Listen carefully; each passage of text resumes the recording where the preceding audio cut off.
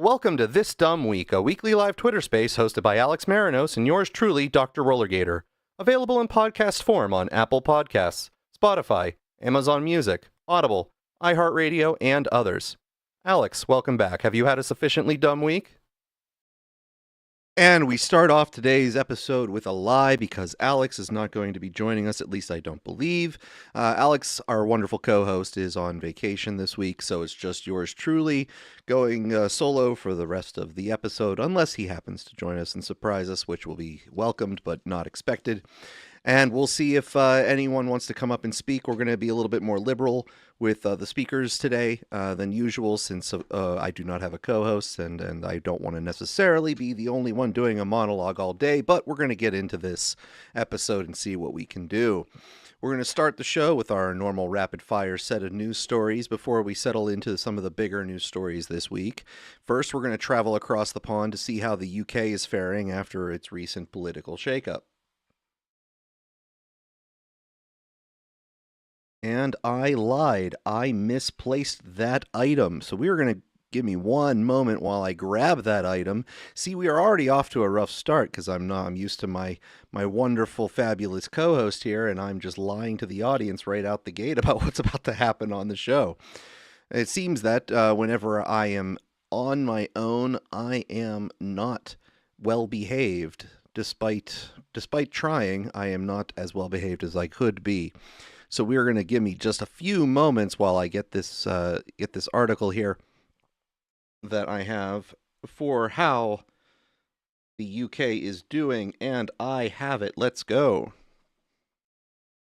After the UK's most prominent anti-immigration politician, Nigel Farage, said he was quitting Parliament in order to run again in a special election, the other major political parties have said they will not field candidates against him.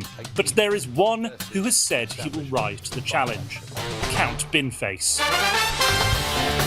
Count Binface, aka John Harvey, is a comedian who has been a perennial candidate with no expectation of winning in the UK's highest profile elections. Dressed like a character in a low-budget sci-fi film, Binface brings a terrestrial approach to politics, with a mix of offbeat, sometimes hyper-local policies, such as synchronising traffic lights on a busy street or moving a hand dryer in a pub to a more sensible location. Past rivals include former Conservative Prime Ministers Boris Johnson and Rishi Sunak, London Mayor Sadiq Khan, and most recently Andy Burnham, who may be the UK's next Prime Minister.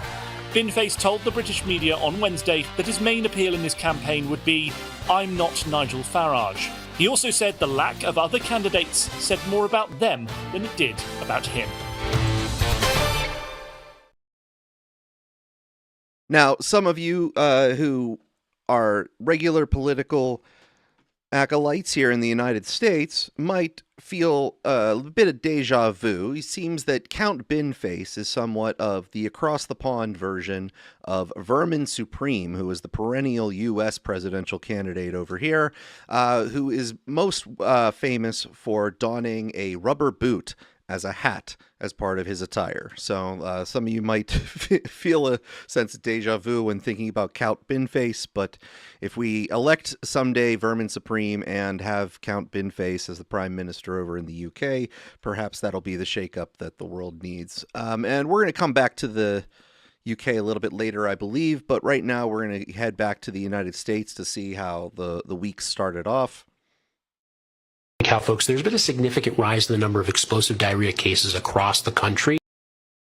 Okay, so it seems that this week started off pretty shitty. We're going to zoom in to Florida and see what Florida Man has been up to. It seems that Florida Man has been creating a different type of explosive situation over there. Drop the knife now! Do it now! Come out to us! An arson suspect now in custody after he was caught on camera wielding a flaming propane tank inside a restaurant in Florida. This happened earlier this week in Tampa. Sheriff's deputies say when they arrived, they found the building filled with smoke and flames and the man inside holding 2 knives. The man now faces several charges. Okay, so Florida Man doing what Florida Man is wont to do. We're going to stick here for the United States again and see if anything has improved later in the week. The number of explosive diarrhea cases in the United States continues to rise. Okay, nope, still an extremely shitty situation and getting worse. But, you know, while people in the United States were having a shitty week, others in Australia were just having something that really sucked. A man has survived being sucked head first out of a plane window after an engine explosion shattered the glass. Nearby passengers, including the man's wife, successfully held onto him before the Ryanair plane made an emergency landing in Greece. All right. So, guy almost gets sucked out of an airplane in the land down under. Okay, well, that's been a heck of a whirlwind of a week so far. Let's come back to the United States and see if anything fares better. This is an important update regarding the increase in explosive diarrhea cases in the United States. Nope. Still gross and getting grosser. Well, we're going to continue with our rapid fire news and groan-inducing puns. Scientists have given us a grand advancement in the world. We have achieved milestones many once thought impossible. Well, scuba diving isn't just for humans anymore. This is a cockroach fitted with a 3D printed scuba suit that will allow the insect to breathe underwater. It was created by Singapore's School of Mechanical and Aerospace Engineering, where they've already deployed these cyborg cockroaches after last year's earthquake in Myanmar. Davo, the Science Pro, tells us how these cyborg insects are being developed to scout disaster areas. You know, Russell, when I first saw this story, I just glanced over it. I said, nah, this isn't this. But then I started reading about it, and this is actually really, really cool, okay? So why would you do this to a cockroach, okay? So they're testing these insects, and they're using the Madagascar hissing cockroach as possible tool for search and rescue, right? For pipeline inspection and for scouting disaster zones to help people, and where you can't get conventional robots to get in. So this cockroach is wearing a miniature diving suit. And what they did was they realized without this, they put it into water or a gas pipe and it would die immediately. So then they realized, hey, with this little suit that they've put together, it can last up to 3 hours underwater. It's made up of 3 parts. There's a flexible waterproof shell that wraps around the insect's abdomen, a tiny oxygen generating chamber, not kidding, and small tubes that carry that oxygen to the breathing openings on the cockroach's thorax. So they did this because what's been happening is that they found out with disasters, sometimes they have a hard time getting into these damaged buildings, these collapsed buildings. And what they're realizing is if they can get insects to go in there and do this, they can actually see survivors. They can actually see what's happening on the inside. So they're called cyborg insects because they're wired to small electronic controllers. And when researchers tested this, they had to really do a lot of testing on this. You know, how much water can they sustain, how much CO2 gas, because a lot of times that's leaking out of some of these old pipes and stuff like that. And they did all these tests, and they found exactly what they can get away with these cockroaches. And they set up these tests in small flooded openings, in gas-like pipes with CO2 coming out. And here's the bottom line, right? Disaster zones don't arrive neat and dry. Look at what's happening in Venezuela right now. You get flooded corridors, gas-filled tunnels, sunken wreckages, and this is exactly where a small, nimble machine could reach survivors. They can attach a little camera, and I know I'm already getting texts from people that they don't like I'm showing cockroaches this morning, but that's okay because these cockroaches can be used to help save human lives. A cockroach in a diving suit does sound like a joke, but researchers hope one day these insects could work where flood disaster zones defeat everything else, where other conventional robots can't get into buildings. Yes? What do you think? It's fascinating. It's weird. And they can control it. They radio control this so they can get it into some of these crushed You buildings. can control it? Yeah, well, they send little zaps to it to kind of make it move in certain ways that they want it to and allow it to get inside these buildings. So let's think about Venezuela for a second, where there's still, the rubble is everywhere. They could send these in, and they could find a way where they could find survivors, little pockets of oxygen that maybe survivors could be in. And instead of, the dogs can't get into certain spots, and some of these larger robots can't do it either. So now we're bringing it down to the insect level. It's fascinating. It really is. Yeah. Okay. Okay. Thank you. Now, way to go, Singapore, making scuba diving cockroaches. Now we have to, bring in the important Ian Malcolm. Scientists were so preoccupied with whether or not they didn't stop to think about whether or not they should. We'll see what happens in the future if we wind up with a dystopian sort of Waterworld situation. Will the cockroaches take over from there now with their superpowers of amphibian-like qualities? Now we're going to head back to the States to see how the states were faring at the end of the week. The CDC has finally updated their numbers regarding the explosive diarrhea cases. All right, so it seems like the entire week there has been a bout of explosive diarrhea that we're finally going to get into. We're going to learn about this shitty situation that's been making many sick across the country. Developing this morning, a parasitic outbreak is spreading across nearly 20 states, and this morning, Michigan is becoming ground zero where cases there are exploding. The National News Desk's Angela Brown joins us right now with more on this story. And Angela, a lot of folks have gotten sick across the country, we know. Oh, yes, we do know, Jan. You're right. Michigan is becoming ground zero here. This disease is nasty. This infection, we're talking explosive, watery diarrhea, cramping, and more. Michigan normally sees around 50 cases of this a year, but right now they've already blown past 500.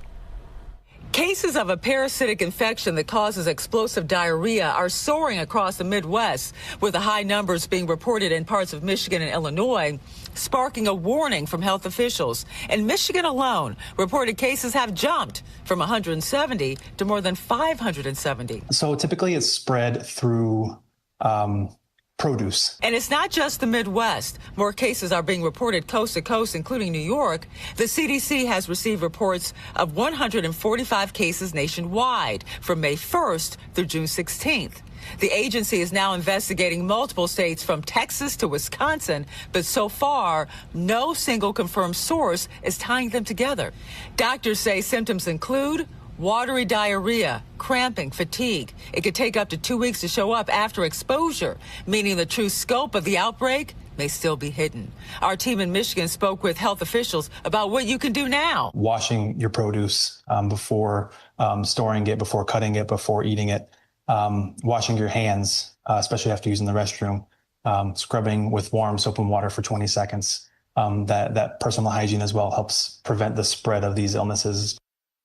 Well, this parasitic infection usually runs during this time of the year anyway, just not at this scale. You have Wayne County, home of Detroit, says more cases may be also tied to people getting screened more for it. There are cases of explosive. All right, so there you go, everyone. That has been inundating my feeds. I'm not sure if you've had the same experience. So I wanted to make sure you were all aware of normal sanitation.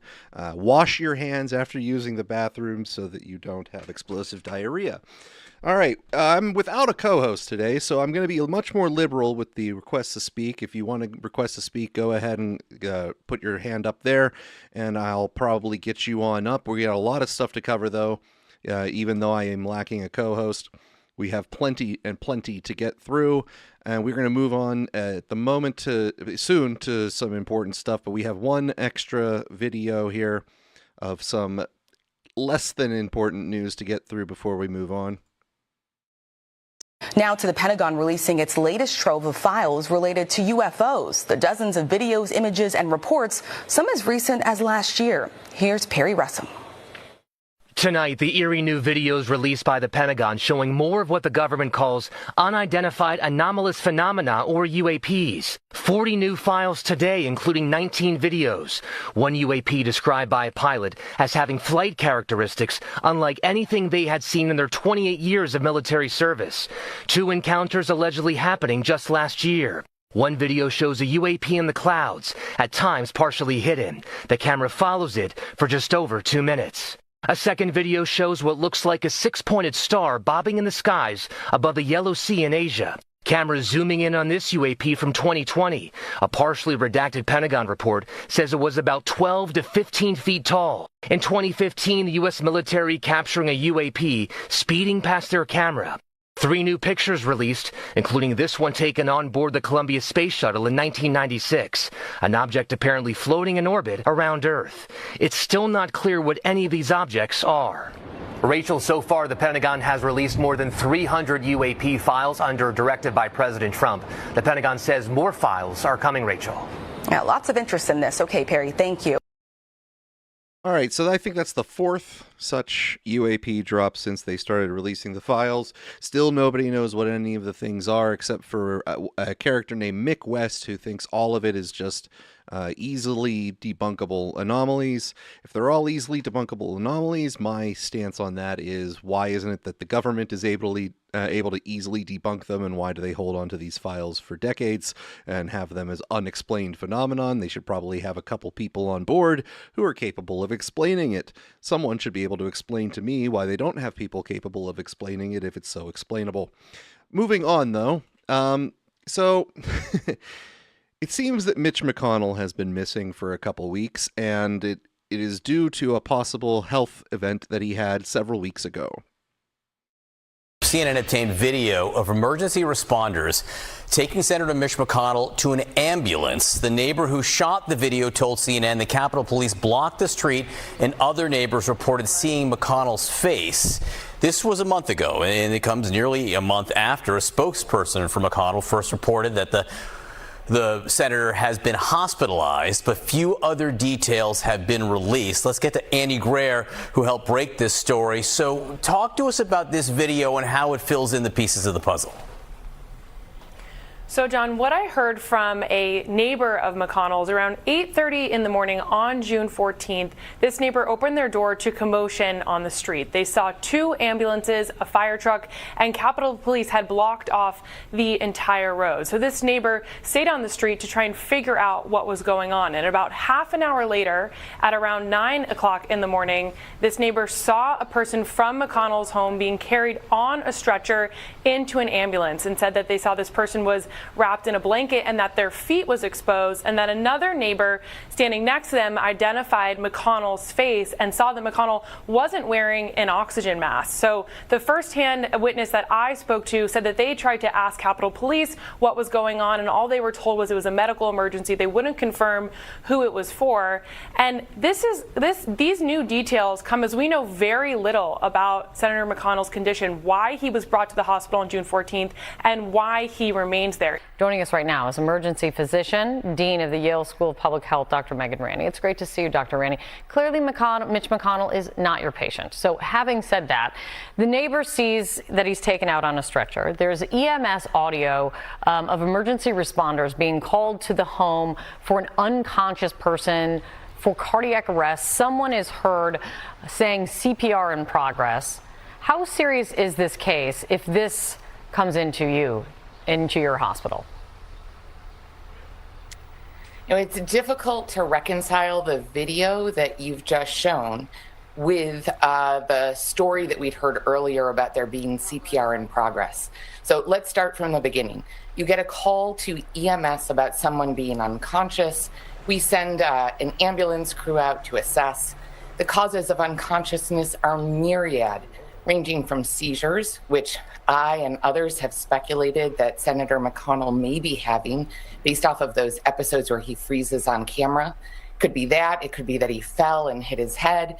It could be a cardiac arrest with your heart stopping. So you get the call, the ambulance, the EMS specialists go. When they arrive at the house, they assess the patient. They say, do they have a pulse? Are they breathing? Are they talking? That's the point, it sounds like, where someone reported that CPR was in progress. Now, that CPR could have been initiated by the ambulance folks, by the paramedics or medics, or it could have been initiated by someone in the house. And for viewers, knowing CPR is great, but just because you initiate CPR as an untrained professional doesn't mean someone had a heart attack. Okay, that's as much as we've known up until now, is that there was CPR in progress and the ambulance did respond. Now you have this video. The thing that struck me about the video, Kate, is that nobody seems to be in a rush.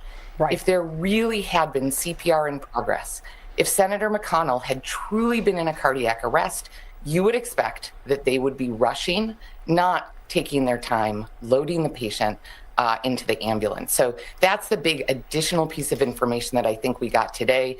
Beyond that, it is largely speculative, and I think we're all wishing Senator McConnell the best. Absolutely. And as you're kind of noting, you know, Senator McConnell obviously has been in public life for decades, and he has had a lot of health issues in the past. We know that he had polio as a child. He's been hospitalized for falling in recent years. He has had those episodes of freezing up in public that you're noting. He spent a week in the hospital this year. His office said it was for flu-like symptoms. He's 84 years old. If you have a patient with a profile like this, what questions, concerns do you have at this point? Well, to me, one of the biggest questions is around the fact that he's been in the hospital for 3 weeks. For an average person, for you, for me, for viewers or their parents, a 3-week stay in the hospital means that you're pretty seriously ill.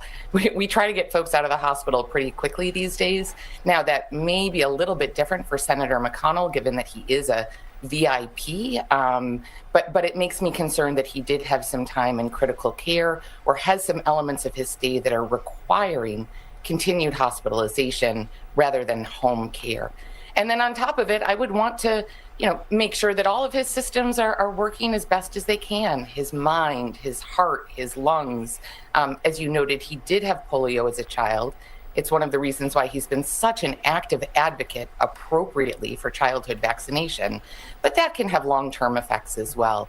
And then the biggest thing before I send him home is I want to make sure he's stable, he's not at risk of falling or having another event, and that he's properly cared for. And I would imagine that the folks in the hospital are doing that right now. So Mitch McConnell had gone into the hospital on June 14th and hadn't been seen. And in fact, it was such a non-event that people were actually unaware, for the most part, that he was in the hospital until this last week. And as this last week arose, people had these raising questions about where is he? Why haven't we heard any updates on him? What is his actual health status? Has anyone seen or talked to him? And by the end of the week, the cries for answers started to evolve into some morbid theories. Where's Mitch McConnell? I mean, the 84-year-old senator has been in the hospital for 3 weeks. Nobody knows of a condition. Nobody's heard from him. What do you know, and have you heard from him, sir? Yeah, no, I have not heard from him, and I think it's a question that Republicans should be asking because he does represent the state of Kentucky. His constituents deserve answers where he is at. I think that the governor of Kentucky has every right to ask after 3 weeks that no one has said anything. As a Republican, I think we need to hold our own party accountable. And so the fact that we haven't heard anything really from Senator McConnell is very discouraging and concerning. And I think that for the representation of the Republican Party and to get some of the bills done that we want to get done in the Senate, it's critical that we have a senator from Kentucky voting in the Senate chamber. Do you know that he's alive? I don't. Just the things that I've heard and seen from some friends is that he's obviously not doing well, but don't know if he's alive or has passed away. So that was on News Nation just on Friday. But come Friday evening, some claimed to have spoken to the senator, but no public sightings or public confirmation of his alive state had been available. That is until now. We are excited to bring to you here at This Dumb Week an exclusive breaking news segment.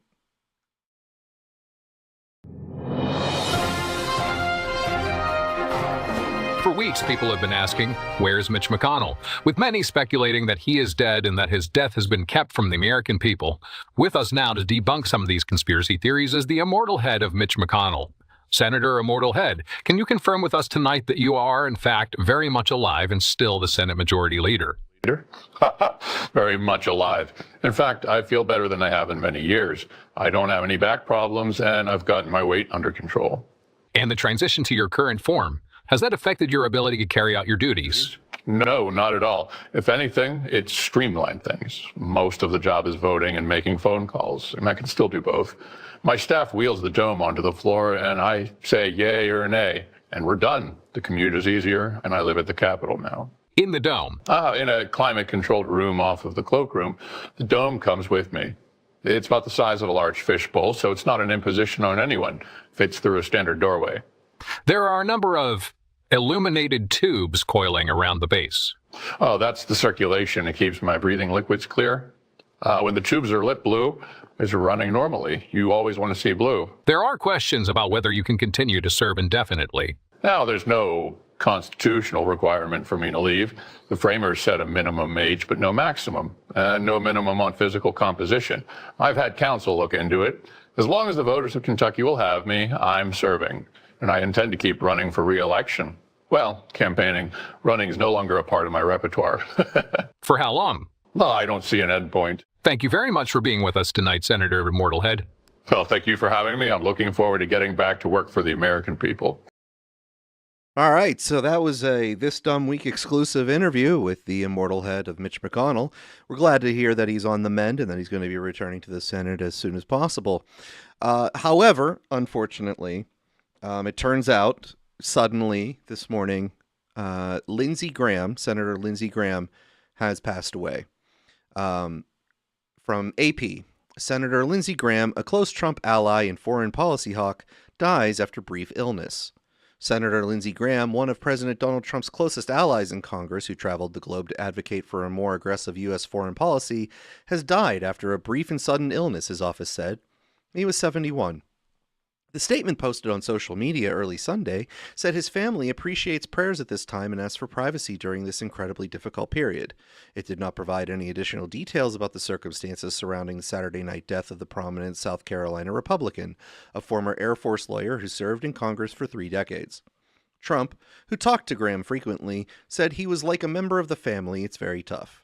He said on NBC's Meet the Press that Graham had called him on Saturday night after returning from a trip to the Ukraine and sounded a little bit tired, but perfect. The president ordered the flags across the country be flown at half-staff until Saturday evening. A noted hawk, Graham was one of the most influential figures in Washington on foreign affairs, and he advised Trump on matters such as the Iran war and Russia. On Friday, Graham had announced an agreement with the Trump administration to move forward on a package of Russia sanctions. As chairman of the Senate Budget Committee, Graham had also had a central role during Trump's second term as Republicans pushed major legislation on party line votes while holding a narrow 53-47 majority in the chamber. Under South Carolina law, Republican Governor Henry McMaster will appoint a temporary replacement for Graham, who was seeking a 5th term in November. A new nominee will be selected in a special primary, which is required to be held within 6 weeks of vacancy. The winner of November's general election will start a full 6-year term in January. Graham had a close, complicated relationship with Trump. Graham, elected to the Senate in 2002 after serving in the House, long promoted a policy of robust U.S. military interventionism and strong national defense that in later years would put him at odds with the growing isolationist wing of his party. Over time, Graham became well known for his close ties with Trump, whom the senator briefly ran against for the presidential nomination in 2016. Their relationship would begin on a rough note, with Graham calling the then New York businessman unfit for office. Graham used a profanity to describe Trump after Trump made disparaging comments about Arizona Republican John McCain, Graham's best friend in the Senate and a Vietnam War veteran.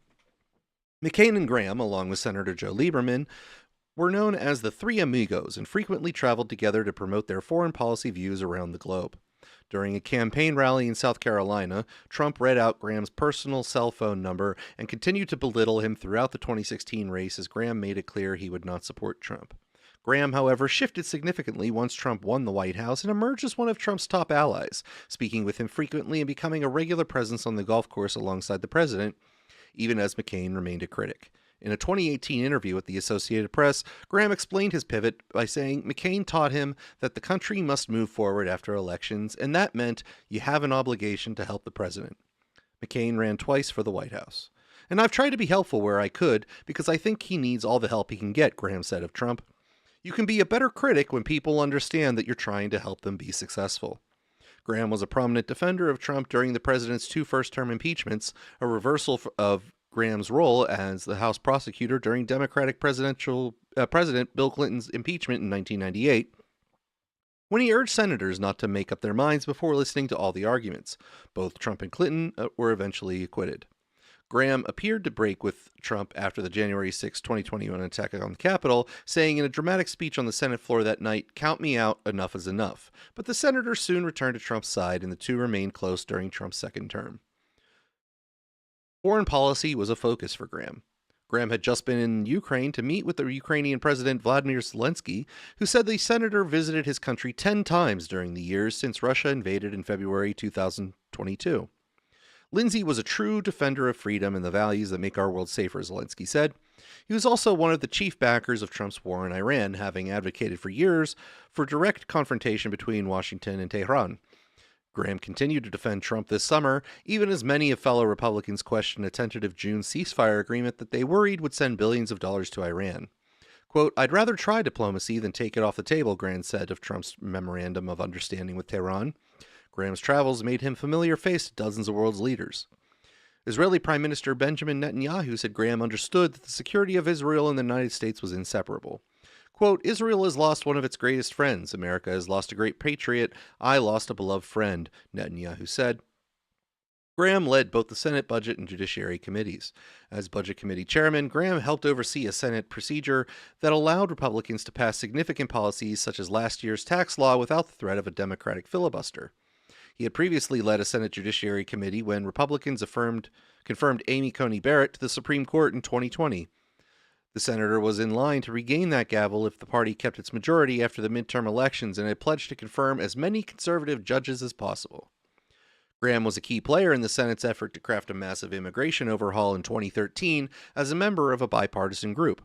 The legislation passed the Senate with 68 votes but was never taken up by the House, so it did not become law. Graham's views on immigration, particularly an endorsement of a path for citizenship for people without U.S. legal status, put him at odds with some of his Republican factions.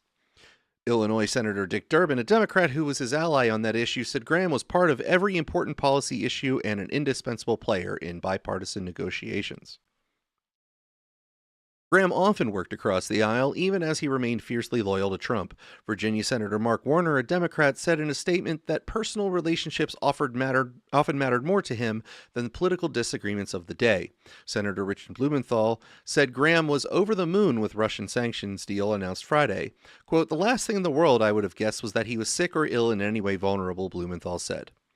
Jamie Harrison, a former national and state Democratic Party chairman who unsuccessfully ran against Graham in 2020, said that even during their fiercest political battles, the two men could share a conversation, a laugh, and a mutual respect for South Carolina.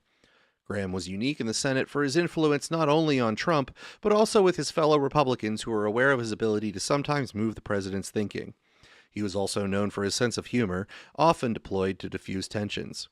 Wyoming Senator John Barrasso, the second-ranking Republican, said Graham will be missed for his quick wit and infectious laughter. McMaster said in a statement that Graham was irreplaceable. Former Republican President George W. Bush said Graham understood how the world works and was kind of funny man who loved our country and loved serving it. Graham often spoke out about his humble roots, growing up in the back of the South Carolina bar and helping to raise his sister Darlene after his parents died at a young age. Graham was not married and did not have children.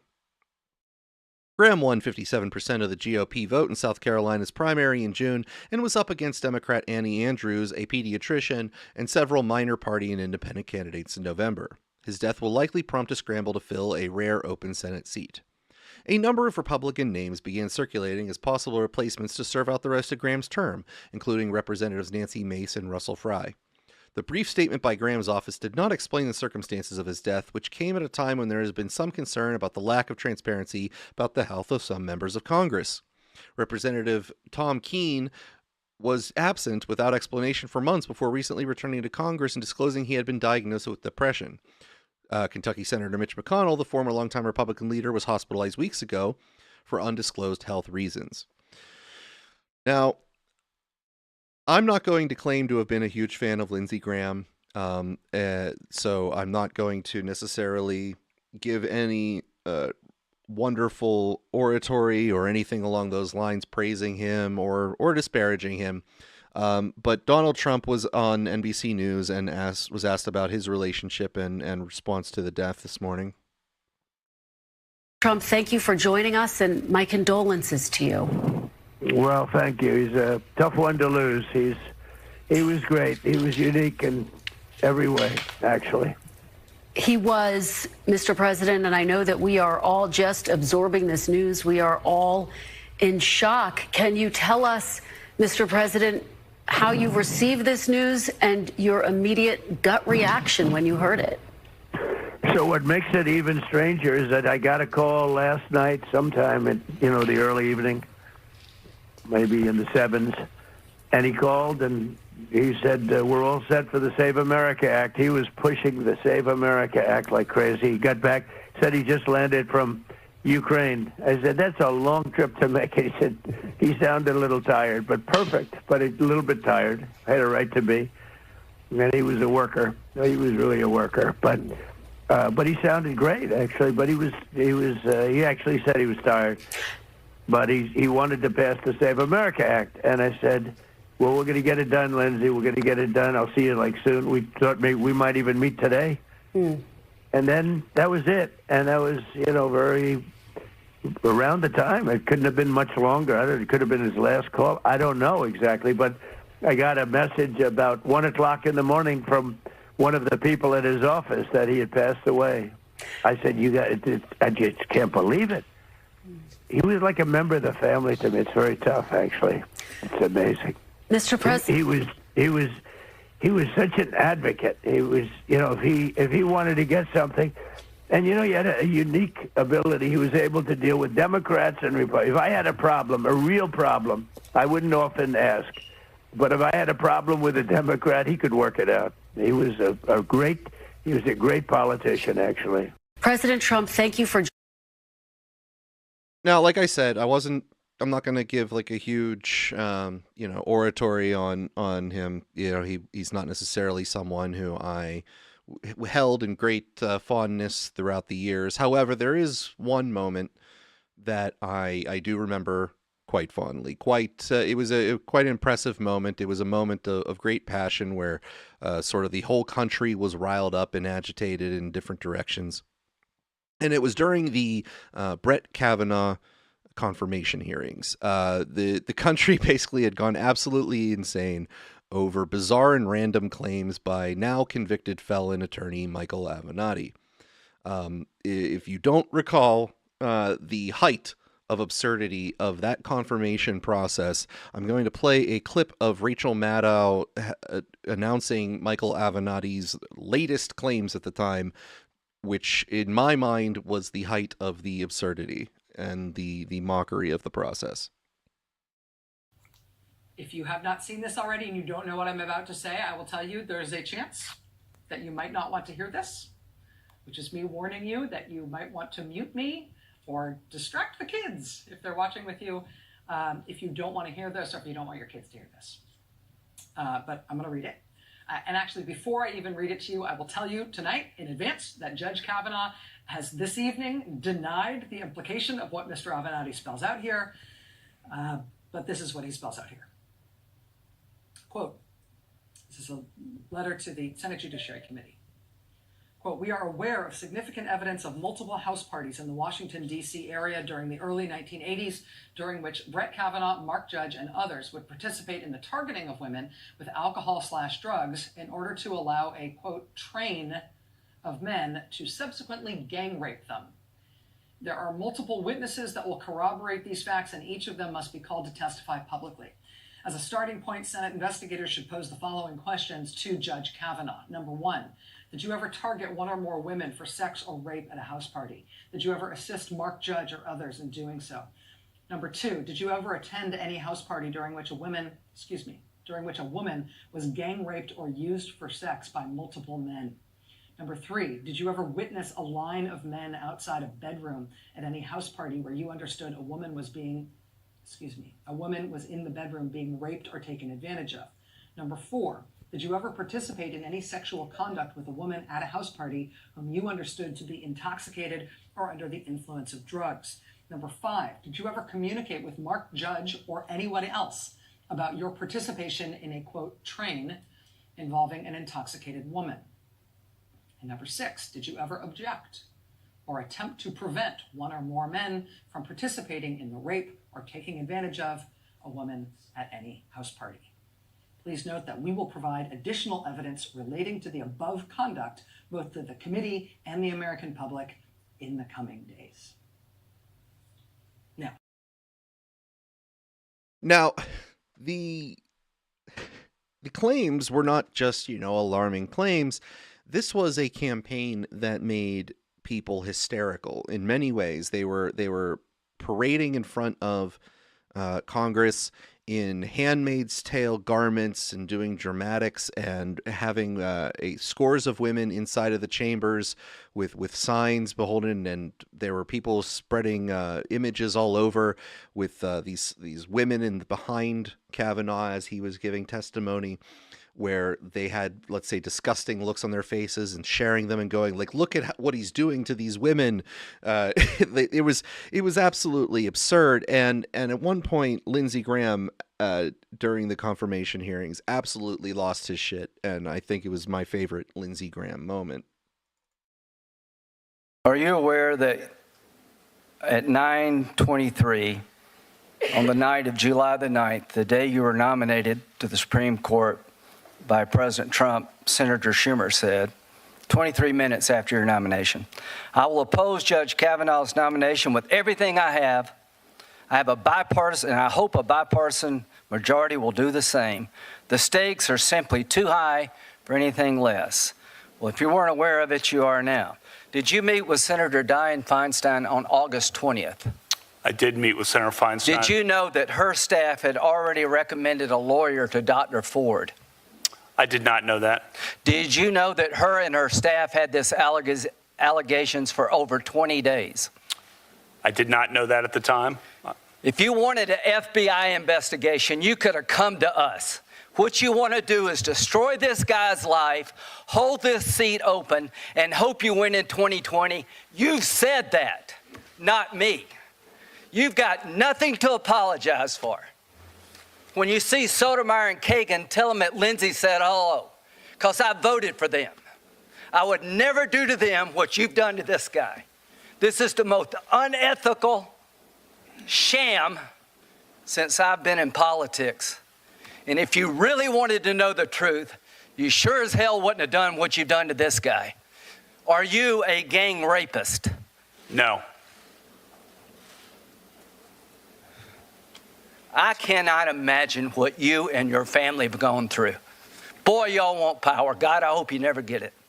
I hope the American people can see through this sham, that you knew about it and you held it. You had no intention of protecting Dr. Ford. None. She's as much of a victim as you are. God, I hate to say it because these have been my friends. But let me tell you, when it comes to this, you're looking for a fair process. You came to the wrong town at the wrong time, my friend. Do you consider this a job interview? The advice and consent role is like a job interview. You consider that you've been through a job interview? I've been through a process of advice and consent under the Constitution. Would you say you've been through hell? I've been through hell and then some. This is not a job interview. Yeah. This is hell. This is going to destroy the ability of good people to come forward because of this crap. Your high school yearbook. You have interacted with professional women all your life, not one accusation.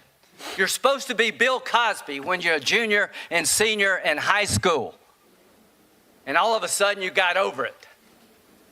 It's been my understanding that if you drug women and rape them for 2 years in high school, you probably don't stop. Here's my understanding. If you lived a good life, people would recognize it, like the American Bar Association has the gold standard. His integrity is absolutely unquestioned. He is the very circumspect in his personal conduct, harbors no biases or prejudices. He's entirely ethical, is a really decent person. He is warm, friendly, unassuming. He's the nicest person. the ABA. The one thing I can tell you, you should be proud of, Ashley, you should be proud of this, that you raised a daughter who had the good character to pray for Dr. Ford. To my Republican colleagues, if you vote no, you're legitimizing the most despicable thing I have seen in my time in politics. You want this seat? I hope you never get it. I hope you're on the Supreme Court. That's exactly where you should be. And I hope that the American people will see through this charade. And I wish you well, and I intend to vote for you, and I hope everybody who's fair-minded will. You might recall that that time period was also when the progressive left was amplifying their campaigns of actually hunting down Republicans in office while they were at the going out to dinner and things like that, and cornering them and yelling shame, shame, and sort of chasing them out of the restaurants and things like that. That was where they would actually write articles in like Fox or Think Progress, where it would say, we should actually be following them down and letting these people know who are voting for this, serial rapist, that they are not welcome in our society and things like that. And I mean, it's still continuing to this day, that sort of behavior, but it was sort of at its apex there. It was at its most extreme, because there were scores of people who were sort of hypnotized into believing that the entire vote was whether or not that rape was going to become legal in the United States or something like that. And there are many people to this day who now believe that there is a literal gang rapist on the Supreme Court. And that was Lindsey Graham losing his shit over that. And so that I remembered that fondly. I actually did, because that was at a time where people were like, this is absurd. His passion resonated at the moment. Now, again, I have no co-host today, so I'm going to open this up to request to speak. If you would like to request to speak, go ahead and volunteer, and I'll get you on up, and then you can discuss any of the subjects that we're talking about today. But, Lindsey Graham isn't the only Graham this week that requires a postmortem. Graham Plattner's Senate campaign died this week after Plattner was accused of being consensually challenged and coming to a woman's home drunk, forcing himself into the house, and then forcing himself inside her. For those who are unfamiliar, Graham Plattner was a candidate endorsed by Bernie Sanders to run in Maine against Susan Collins, Senator Susan Collins, hoping to oust her. Now, we've covered his campaign before on This Dumb Week back in, I believe, October. When he started, he had appeared to have been mired in numerous controversies week after week, and kept publishing these public apologies on social media every week. And I was sort of enjoying those, the weekly Graham Plattner apologies. And if you aren't aware, we're going to go over some of the Graham Plattner controversy timeline, just to remind you of what this candidate's been mired in. Back in October, on October 16th, 2025, the Maine oyster farmer and military veteran Graham Plattner had his now deleted Reddit comments resurfaced when he was posting between 2020 and 2021 under the name P. Hustle. Among comments, many found untoward, like regularly calling people retarded, complaining that black people don't tip, declaring himself a communist, suggesting that it would be necessary to fight back against fascists with guns in the streets. He made some other comments that gave people pause. Quote, "I still have to jerk off every time I'm in a porta-shitter. That blue water smell conditioned me." Now, I'm not 100% sure why anyone would think to put that on in writing, but that is one of the comments that resurfaced that started off some controversies. Now, he apologized for some of his insensitive comments, like calling people retarded. He said that he had PTSD when he came out of the military and had a problem with alcohol, and some of those comments were made during the dark period of his life, and his attitudes have changed, etc., etc. But then, come October 21st, there was the tattoo cover-up, where Plattner's campaign disclosed he had covered up one of his tattoos with a new design after it learned that it had a stark resemblance to a Nazi symbol. Plattner told Pod Save America he got the skull and cross tattoo on his chest in 2007 during his third deployment with the U.S. Marine Corps. The tattoo resembled the Totenkopf, which is German for death's head. Graham Plattner addressed tattoo resembling Nazi symbol at a Maine Town Hall event. Now, that tattoo situation was particularly hilarious because it was definitely not just a generic skull and crossbones. It was absolutely the Totenkopf that you see in the Mitchell and Webb skit "Are We the Baddies?", where they are donning the SS suits with the hat with the Totenkopf on it and looking at the skulls on it, going like, "This is not This looks bad. This looks really, really bad." And that's the exact tattoo that Graham Plattner had, and he got covered up with some retarded-looking wolf tattoo symbol. Now, the interesting thing to note was at the time that he was revealing that he got this covered up, there was no redness around his chest where he got the new tattoo. There was no salve to keep it clean. It was dried. There was nothing that indicated that it was actually a recent cover-up. So my speculation is that he got it covered up a long time before because he knew that this controversy was eventually going to bubble up. But then came October 31st. His former political director, campaign manager, and national finance director resigned within 2 weeks of each other. Plattner's former political director, Rep. Geneva McDonald, resigned on October 17th over the controversial comments Plattner made on Reddit. Others said that he had lied about the tattoo and that he knew about it and that they were aware about it and they were asked to cover it up and not speak on it. And during his "I didn't know about the tattoo" tour, some text messages with ex-girlfriends came out that were mentioning that he had this tattoo, this Nazi tattoo. They described it as a Nazi tattoo, and he maintained with a straight face on outlets like MS Now that he wasn't aware. He had no idea that it was a Nazi tattoo. He wishes that the girls would have told him that's what it was. So he would have been better educated. Then comes May 30th. The Wall Street Journal published a story alleging that Plattner sent sexually explicit text messages to several women while he was married. Plattner's wife, Amy Gertner, whom he married in 2023, reportedly flagged the text messages to his former political director, Geneva McDonald, according to the Wall Street Journal. Plattner's campaign acknowledged the text messages, and Plattner released a written statement saying that he and his wife went through something hard because of me. I've learned throughout this campaign is that people don't care about gossip and headlines. They care what you're fighting for, that you're fighting for their hospitals, their paycheck, and their kids, wrote Plattner. The campaign is about ideas that will move Maine forward and past the broken politics of the past. Our opponents want politics to be empty of content and empty of actual change, and beating that is exactly what our movement is about.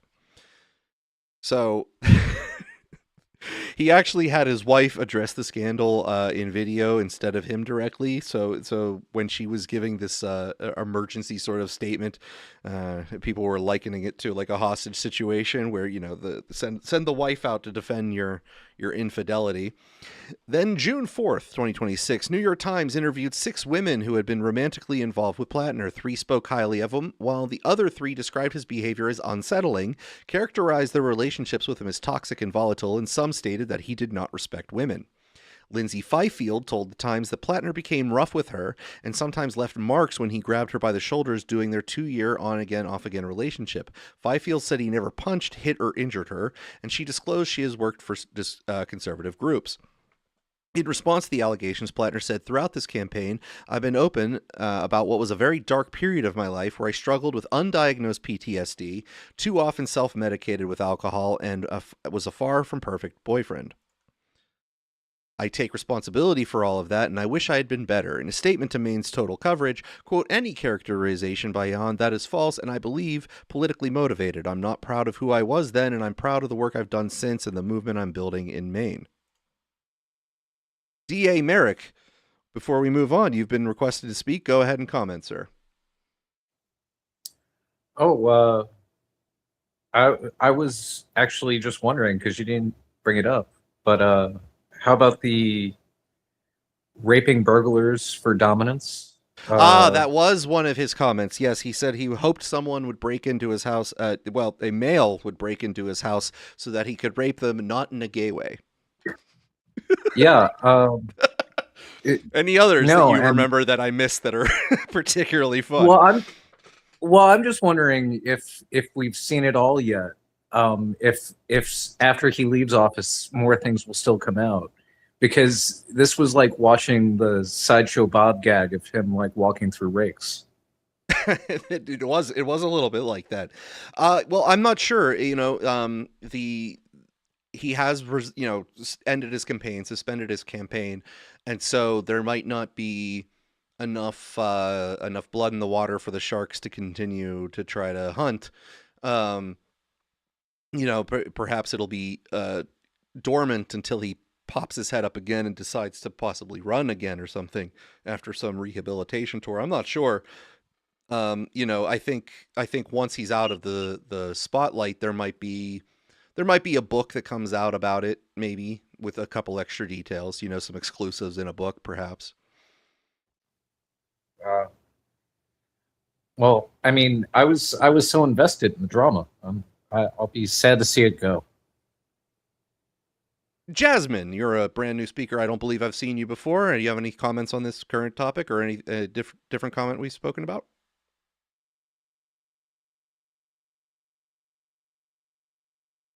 Jasmine, you requested to speak. Do you have any comments? If not, I'm going to move forward.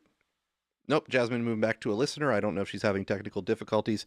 But so then, after the New York Times article with Fifield, who was sort of, in some ways, smeared as just being a political operative and having politically motivated reasons for her comments. On June 9th, Plattner won the Democratic nomination for the U.S. Senate to challenge incumbent Susan Collins, and Graham Plattner thanked his supporters after winning that primary.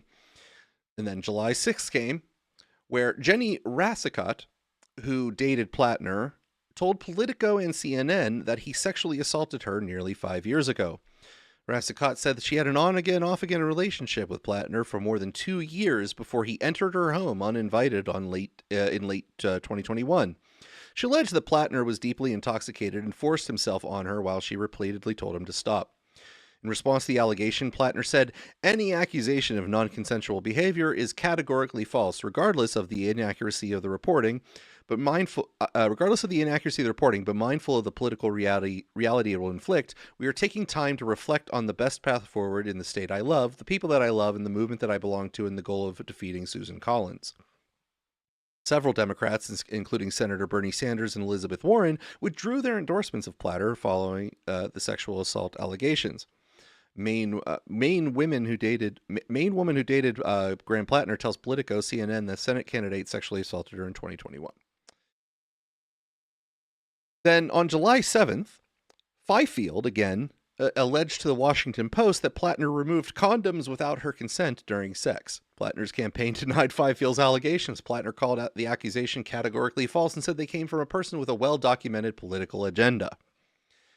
Then on July 8th, Plattner ends his campaign. Plattner ends his U.S. Senate campaign following sexual assault allegations. Democrats in Maine and nationally urge Plattner to withdraw so the party can move forward with another candidate. We are suspending campaign operations. This is incredibly difficult because I know that some will think it's an admission of guilt, and it most certainly is not. We're not doing it because of the allegations. We're doing it because of the structures that are being taken away from us by those in power. I intend to file my paperwork to withdraw. The process needs to assure that what comes next is reflective of the Mainers who on June 9th turned out and showed that they are desperate for a different kind of politics. It needs to be driven not from back rooms, but by the will of the people. And the decisions that come next must come from that. Now, This guy came somewhat out of nowhere and rose to prominence pretty quickly. Of course, having Bernie Sanders' endorsement doesn't hurt. Helping a candidate rise, because Bernie Sanders is very popular. He's a very populist kind of individual, and Graham Plattner was a little bit in the same vein. Now, some people had to wonder who exactly is responsible for finding such a candidate, and well, they did find the consultants who targeted Plattner and sort of inducted him into this candidacy to try to take Susan Collins' spot. How did you find Graham Plattner? Well, so, I mean, we went through thousands and thousands of prospects. We, through a number of means, assessed just a huge amount of people. Then, Leanne pulled up this video of this guy with an oyster farm.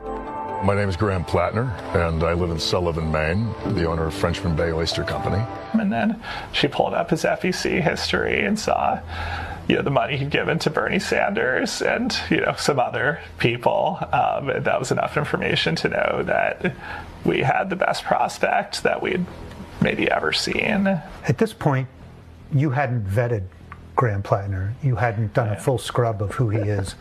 How did you go about vetting him?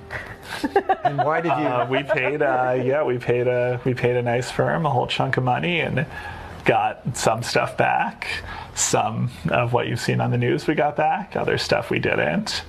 Did the vetting process turn up the tattoo that became so controversial? No. The Reddit posts, did that turn up in the vetting process?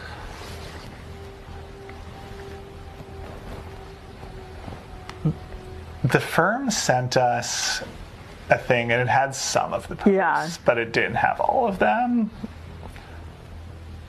And what did you think about that? How did you think your way through the fact that he had posted these things on social media? I said none of this will or should stop him from becoming a U.S. Senator. And what was your thinking there? Agree. I think if what the voters wanted were people who were grown in vats and had never done or said anything that they might regret their entire lives, we'd have a very different country. Part of our thesis here is that people do not want their candidates grown in vats. They want people who are real human beings, and they want people who do not look and sound like the vat-grown people who've been leading this country off a cliff for the last century. And that was Graham. Just days after this interview, more details about Plattner's past emerged. The Journal reported that his wife, Amy, had alerted the campaign to sexually explicit texts that he had exchanged with several women earlier in their marriage. And shortly after that, the New York Times reported that some women who previously dated Plattner recalled unsettling behavior during their relationship. Plattner told the Journal in a statement that he had been far from a perfect boyfriend, but that any characterization beyond that is false. And when we followed up after these additional reports to ask Moraff whether he and his partners had sufficiently investigated Plattner, Moraff told us, "We will let the people of Maine decide." Now, I would like to point out that, to my knowledge, that person is not related to RFK Jr. and is not attempting to do an RFK Jr. impression. That man just possesses the most vocal fry out of any human being I have ever heard. That is not due to some sort of vocal cord trauma, to my knowledge, and that is just simply the way the man talks. And, well, maybe we could have done a better job. I have never heard that much vocal fry in a human being before, and I have heard a lot of vocal fry in my time. That is the apex of vocal fry. Now, one could surmise that the people who did the consulting and picking a candidate like that should have had their own inspections to see if they were possibly good enough to pick candidates that are going to be home runs. But now the left, who has sort of defended each and every single one of the controversies up until the last allegation of being consensually challenged, are starting to do their retrospectives on what they might have missed and how they might have had some clues that perhaps Graham Plattner wasn't the guy they wanted to put all their support behind. And this is opinion article from the New York Times. Lessons from the Graham Plattner disaster. Hopefully, by the time you read this, Graham Plattner will have dropped out of the Senate race in Maine. If he hasn't, he needs to, immediately. His campaign, which started with such excitement and inspired so many people in Maine, has become a shameful catastrophe.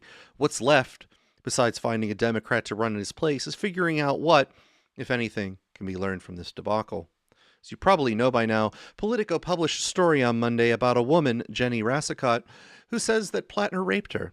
According to Rassicot, they have been romantically involved, off and on, for more than 2 years when he showed up at her house drunk and uninvited one night in 2021, let himself in, and forced himself on her. She confided her ordeal to a man she dated after Plattner, as well as to her therapist, and showed Politico text messages she sent in 2023, warning an acquaintance away from him. Her account is completely believable and completely devastating. Plattner denies Rassicot's accusations, but seems to realize that his campaign may no longer be viable.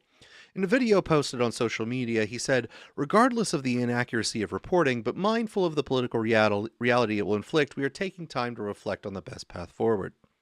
But that time needs to wrap up. According to Maine law, Plattner has to drop out by next Monday for Democrats to replace him on the November ballot. The sooner this mess ends, the better. The Plattner campaign represented an electoral insurgency against the Democratic Party. Now, there are going to be furious recriminations against those who launched it. There is plenty of blame to go around. Most at fault, of course, is Plattner himself. He allegedly victimized Rassicot, and then his campaign victimized her again, putting her into a situation where she felt she had to go public. He betrayed his supporters by plunging into a campaign while knowing he had a closet full of skeletons and drawing people who believed in him into a doomed enterprise. Maine Democrats were willing to overlook Plattner's Totenkopf tattoo, his terrible Reddit posts, and his sexting with other women while he was married to, because they felt so invigorated by him and the movement he was creating. They went out on a limb for him, and they had every reason to know he was going to be sawed off. Also liable for this disaster are the progressive operatives who recruited Plattner and was so infatuated with his identity, a gruff, handsome oyster man with social democratic politics, that they failed to do their due diligence. The Wall Street Journal reported last month that Plattner's top strategist, Dan Moraff, didn't want to spring a thorough background check, which can take weeks and cost around $20,000. Quote, Moraff asked for an expedited, cheaper review to be done within days, the Journal said. Moraff, who travels the country trying to recruit left-wing working-class candidates, reportedly learned about some of Plattner's troubling Reddit posts, but decided to charge forward anyway. Quote, part of our thesis is that there's people who do not want their candidates grown in vats, he told the Journal. He's correct about the appetite for unconventional candidates, but that is no excuse for such willful sloppiness. Before blithely assuming that voters would forgive a candidate's flaws, he had a responsibility to try to find out what those flaws were. This fiasco might seem to vindicate the establishment that Plattner rallied against.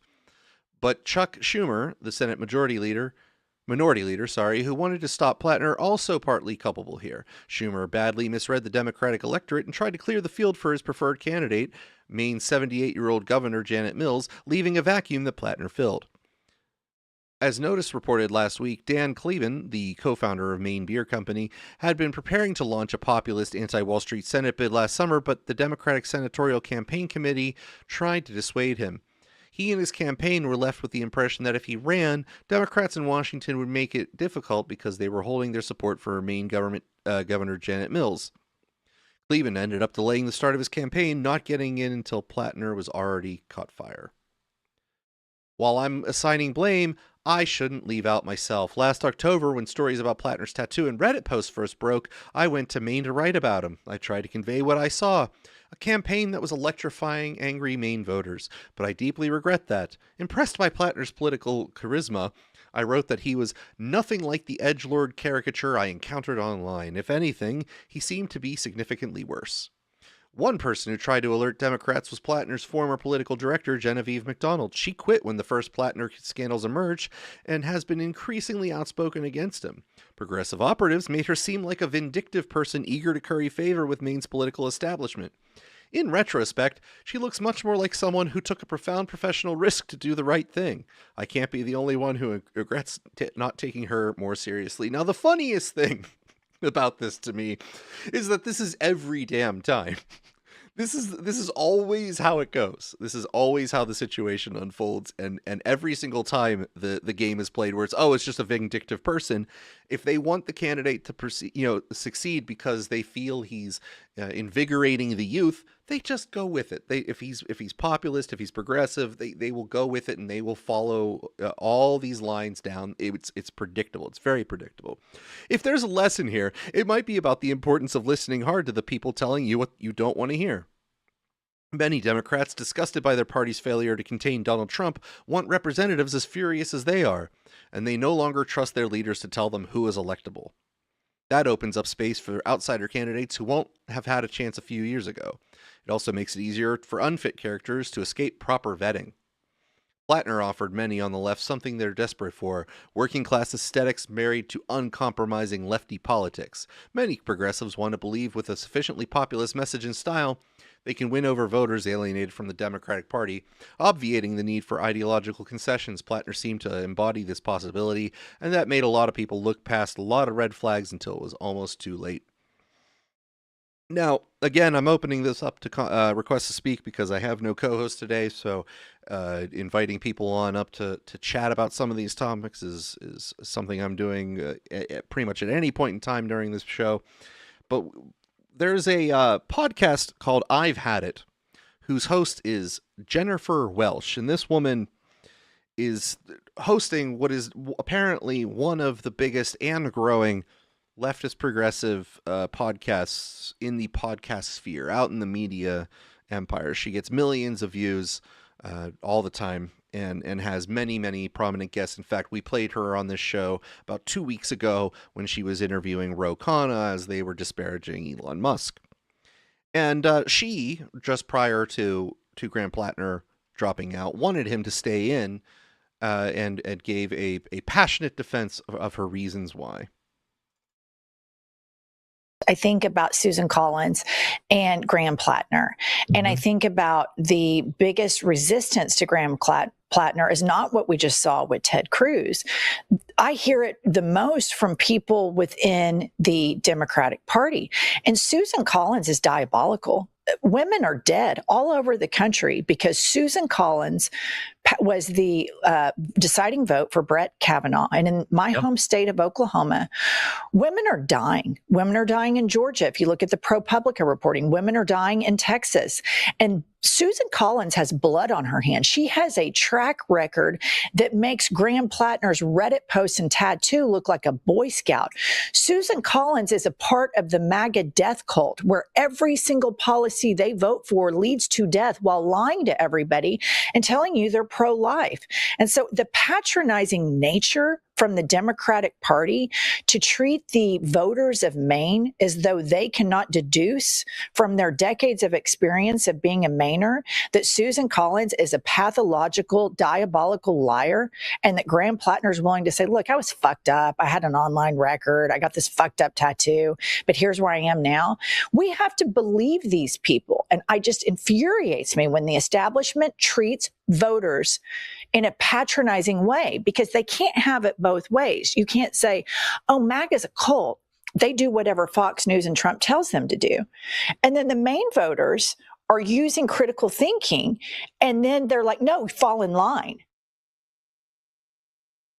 Now, some people might be cynical and say, well, Jennifer Welsh is just being hyperbolic. You know, women aren't, scores of women just aren't literally dying everywhere. But I think they have to understand what the Maine voters see in their everyday lives. And so in order to get a glimpse of what the average Maine voter is dealing with when they were trying to combat Susan Collins, who is responsible, again, according to Jennifer Welsh, for all of these women dying, we have to understand what the Maine voters dealing with in everyday lives. So I grabbed some local radio from Maine to see what the average day seems like to the Maine voter.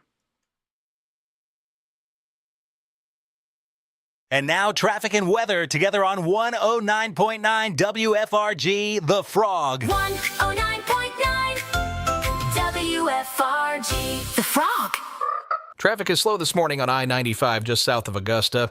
Northbound is backed up for about 4 miles. Another sudden mass death of women caused by Senator Susan Collins. third this week. State police have closed the right lane while crews continue responding to the latest incident. Motorists are asked to reduce speed through the area and give first responders room to work. Any estimate on when the bodies will be cleared? They're hoping to have at least one lane reopened once they've finished processing the scene. Good. And the weather? Mostly sunny today with a high of 73, light southwest winds, excellent visibility across most of the state. We'll provide an update at the top of the hour. That's traffic and weather together on WFRG 109.9 FM The Frog. 109.9 WFRG. The Frog. So I think if you just listen to how totally nonchalant they are talking about all the bodies of dead women that are causing backed up traffic for the third time this week, you see that they're desensitized to this kind of violence, and really they just need a change. Susan Collins is to blame for just scores and scores of women dying. So I think Jennifer Welsh is well within her sanity to be so vitriolic when it comes to opposing Senator Collins for killing so many women. Now, Donald J. Trump, you had requested to speak, and I had said, come on up. I authorize you to come speak, but I don't see you as a speaker. If you're having some technical trouble, go ahead and request again once you maybe get it cleared up, and I'd be glad to get you on up before we move on to something else here. Are you there, sir? There. Finally kicked over. Yeah. All right. Ooh, gosh, what was I going to say? Oh, well, one, I didn't realize Maine was Mad Max with beavers. Yeah, you didn't know. Now you know. It's hard. Maine only has so many people, and in a general area, about 50% of the people are women, and now it has to be like Maine only has so many women left because of Susan Collins. So, Oh boy. No, I was just going to comment though about it must be so much easier to be a right wing politician because like the Reddit posts he made. I mean, any military veteran right winger could just say, "Yeah, we're in the military. We joke like that." And well, that was that was part of the excuse at first. It was that's the humor in the culture of being in the Marines, but then it was also he had PTSD and was going through a dark period, so that his humor and some of his personality was mired in that sort of PTSD like state. So there was two sort of excuses going on, and he skated through with that. That wasn't what did him in. That was probably unpleasant to some of the more yippy progressives, the ones who like their craft beers and their IPAs and stuff, and it might have tasted bad in their mouth, but that didn't stop him. That's not what did him in, and neither was the Nazi tattoo. Yeah. Yeah, basically. I don't even know what to say about that other than, it does feel like it doesn't, those two, I don't want to belittle them, but it does seem very kind of Me Too-ish, the accusations, if you read the text messages. Well, sure. So here's the problem with the in my opinion, with the people who are sort of really wringing their hands over the fact that he's dropped out over what might give them echoes of Me Too. The guy has only so long for you to get to know him, and his introduction into the world of you getting to know him is him giving you a whole bunch of lies and bullshit about his life in order to get you to like him. So then if someone comes in and then gives you lies and bullshit against him, it's hard to judge whose lies and bullshit that you actually care about the most. Do you care that he's being unfairly treated because someone accused him of a horrible sexual crime that has not been adjudicated, and it hasn't been in a court of law? She's doing this in the sphere of public opinion instead of the court of law, and therefore it's unfair because now we can't really verify that any of these things happen outside of the sparse text messages she might have said warning people. And it's fair to say that, hey, look, it's impossible to really judge whether or not he's guilty of said things. But he's trying to get elected into an office, and he's giving us a whole spiel and lying about who he is and coming up with a character and playing that character to try to get people to like him. So if you find out that the character is a bit of a fraud, it's only a question of what you think everyone else is going to think about the fraudulent nature of his character. And if too many people dislike the fraudulent nature and they're willing to come out and say a whole bunch of ugly shit about him, some of it which might be untrue, it just means that you've picked a guy who's extremely disliked and you don't even know who he is anyway. So it's best to discard him. It's not like you spend an exorbitant amount of time with the man and have, are looking back at decades of with fond nostalgia, That is true. Like, it's just, I don't know. It's just kind of funny to watch it crash and burn, honestly. I mean, listen, it is echoes in some ways, right, to the idea of what we just talked about with Kavanaugh and just went back through with Kavanaugh. And the difference, I would say here, is that one, we are talking about women who are giving you their rather recent experiences with the man. So we are talking about an allegation that occurred within the 2000s, or sorry, the 2020s, not the 2000s, the 2020s. We're talking about several women who are reporting similar untoward behavior. Whether or not you agree that any of this untoward behavior rose to a criminal nature or is just, something you wouldn't want your daughter dating, that is, up to you with your own judgment of what might have happened.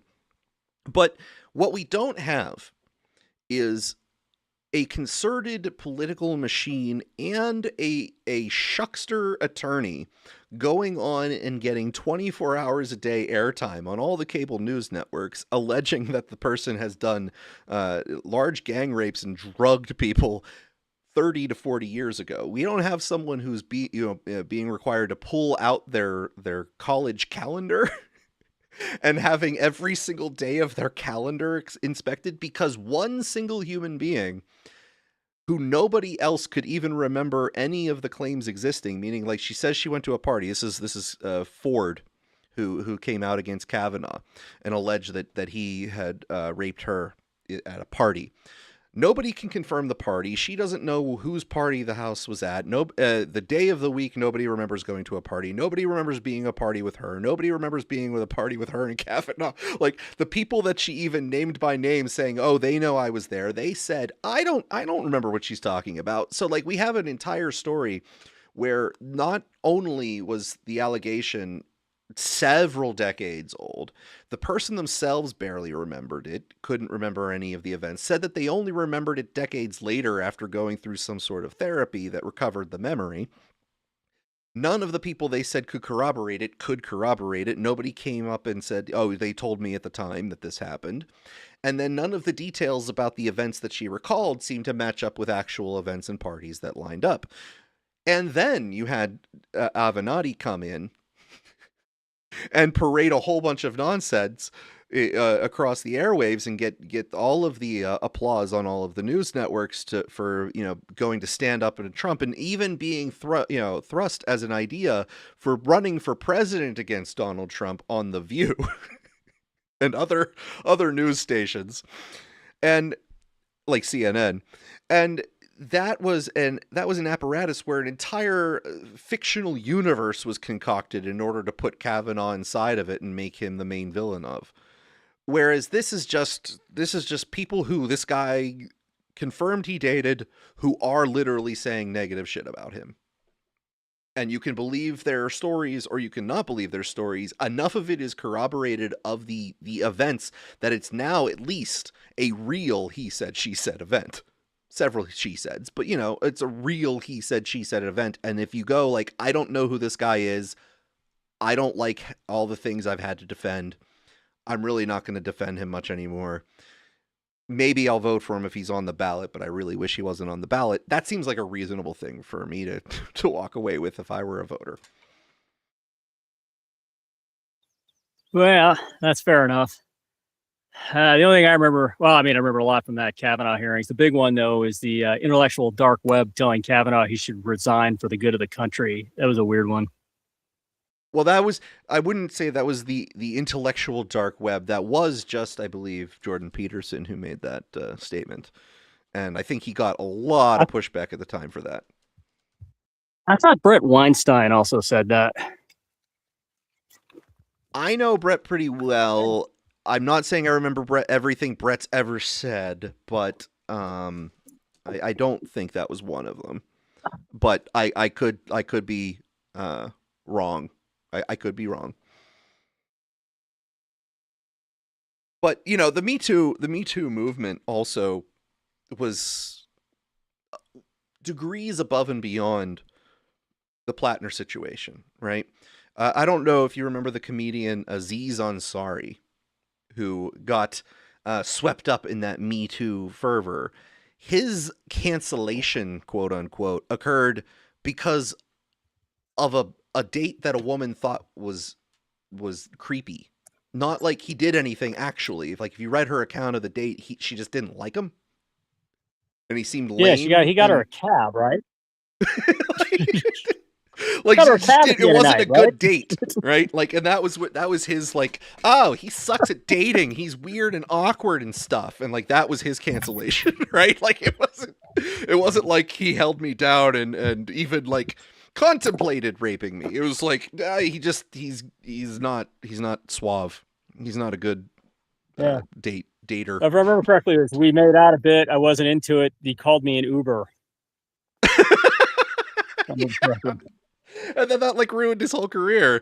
And it's like, okay, this is getting a little bit preposterous. But I mean, like, look, if we go back through some of the Me Too things, which, of course, I'm extremely sympathetic to the idea that was an absurd time period.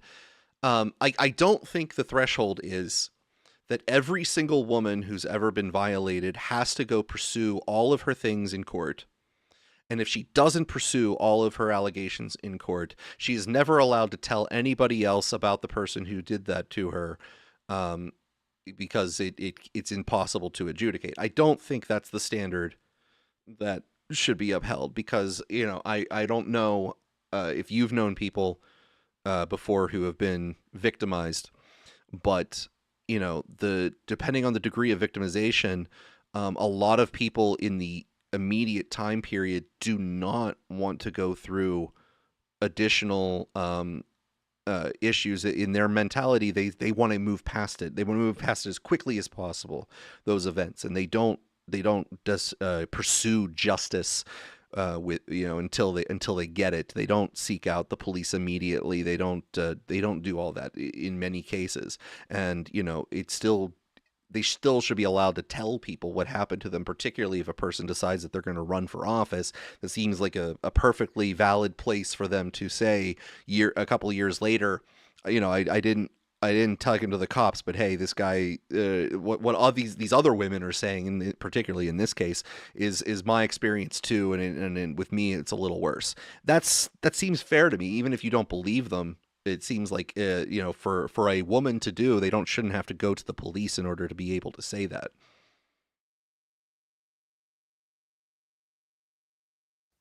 I mean, I'm fair with that, but I'm just saying, like, it's kind of more along the line of he definitely can't deny he was with those women. He definitely can't deny, and I think the big takeaway from that story is the fact he used to sell condoms off himself, which is kind of a form of sexual assault, I would call.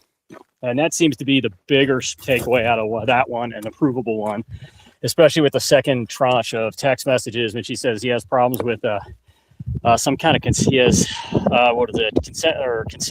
some kind of consent problems, but it's like situational consent issues, which seems to me like he probably stuffed condoms off on her when they're having sex, which, yeah, that's kind of a massive issue.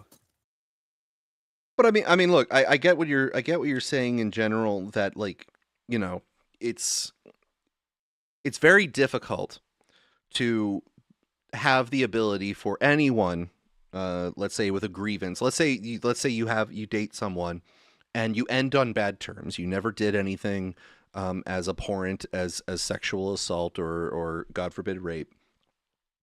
You never did anything that bad, but now because you and the person that you've dated are, it ended badly, you really detest each other, you don't want to be around each other, hypothetically, that could always make you worried. Hey, if I were to run for office, if I were to do something, important or make a name for myself, is that person who I dated the type of person who will lie about our history just for spite? There are people who do that too. There are absolutely 100% people who will concoct entire fabricated stories about your relationship and pursue you till until they hopefully make you commit suicide. Those people do exist too. So I'm sympathetic on the opposite side. When it comes to the Me Too phenomenon specifically, though, which is about the cultural response to it, I think it's perfectly fair to take some guy who just popped up 30 minutes ago, is already really giving you a ruse about who they are, not really particularly being genuine about themselves, to then go like, this guy, I can't trust this guy. Nothing, these women might not be telling the complete truth, but it's enough of the truth where I don't trust what a word this guy says anyway. So it's best for me to not really put my support behind him. That seems like a fair conclusion that isn't Me Too hysteria, in my view. Oh no, yeah, they're not ruining his life or anything. He's just not being able to run for Senate. I mean, he just won't get elevated. That's fine. I don't even think he was a real oyster farmer, though. I think that's also part of the controversy, like that was like sort of covered up. That the oyster farmer thing was something that he put his name on, but that he never actually particularly did to make a living.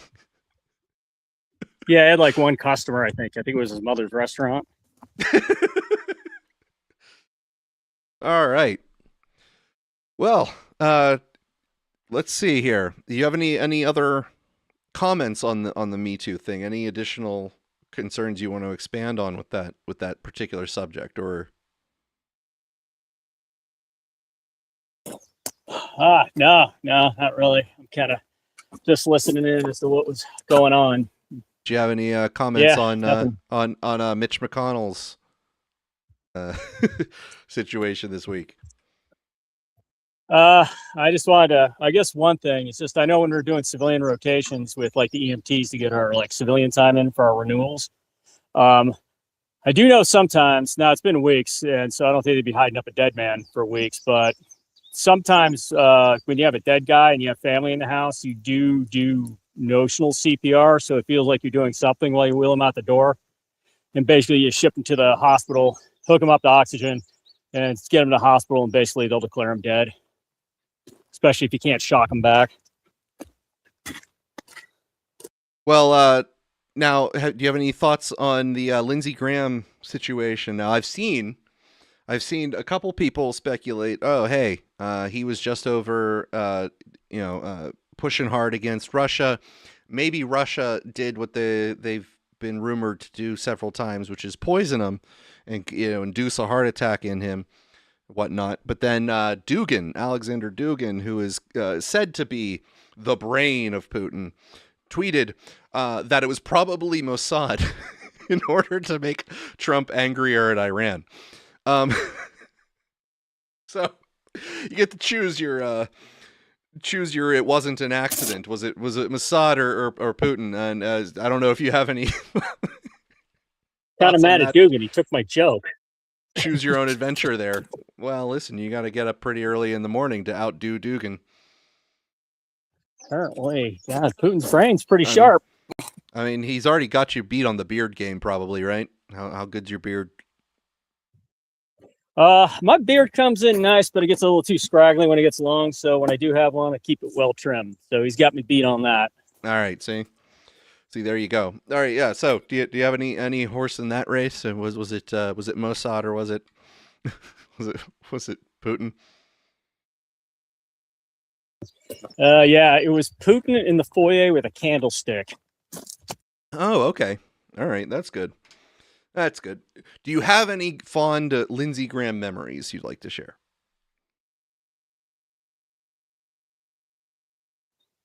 Not particularly. I mean, the guy loved war, and he loved war. He did love otherwise, war a I guess. Apparently, he was a good pool player. I remember he played pool once with Colbert on the Colbert Show back when it was like the pretend. What was it? What he was doing, the pretend pundit thing. Rapport. The Colbert Rapport. Oh yeah, the rapport. Yes. All right. Other than that, well, just I guess one time I was listening to a Trump press conference on Air Force One, and I remember I was listening, but I wasn't watching anything. And I remember there was this highly annoying person that was actively making me pissed off, even though I wasn't really listening. And then, like, I finally looked over and realized it was Lindsey Graham. So maybe his voice grated on my nerves for some reason. All right. Okay. Well, feel free to stay up on here and comment in if you want to talk about any other things we got for the rest of the show here. It's probably going to be a slightly shorter show. We usually go around 3 hours when Alex is around because the topics seem to sprawl. But just being me, I zip through things a little bit faster without anyone to bounce the topics off of. But we're going to move on a little bit here to some extra tech and traces of AI dystopia conversation. We have here from Euronews, Chat Control 1.0 passed the European Parliament through the back door. Now, we cover these because Europe often is a threat to the United States when it comes to online controls, because a lot of the things they do affect businesses, and they can put extra controls on businesses that operate inside of the United States, where the businesses then adopt policies to satisfy the EU that wind up infringing on the hypothetical rights of United States citizens as a sort of circumvention of the U.S. policy. Chat Control 1.0, a temporary derogation from e-privacy rules designed to detect online child abuse, was adopted by the European Parliament on Thursday. The regulation will remain in effect until the 3rd of April 2028, providing a substantial buffer while lawmakers negotiate an agreement on the updated framework, Chat Control 2.0. In March, MEPs rejected extending Chat Control 1.0 after subsequent talks failed. In late June, the European Parliament President Roberta Metsola reopened the file, sending it to Council, warning that the expired rules left a dangerous gap in online child protection. Council then sent back the file to Parliament at the beginning of the vacation season, where it was difficult to secure a necessary majority to dismiss it again.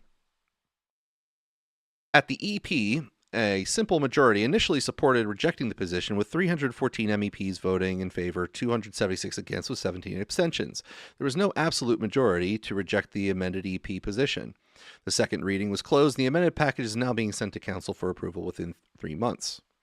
The previous Council's position on Chat Control 2.0 have also included minor statements about protecting privacy and end-to-end encryption, but no technical debate on how aligning those goals to chat control and end-to-end encryption is possible in practice.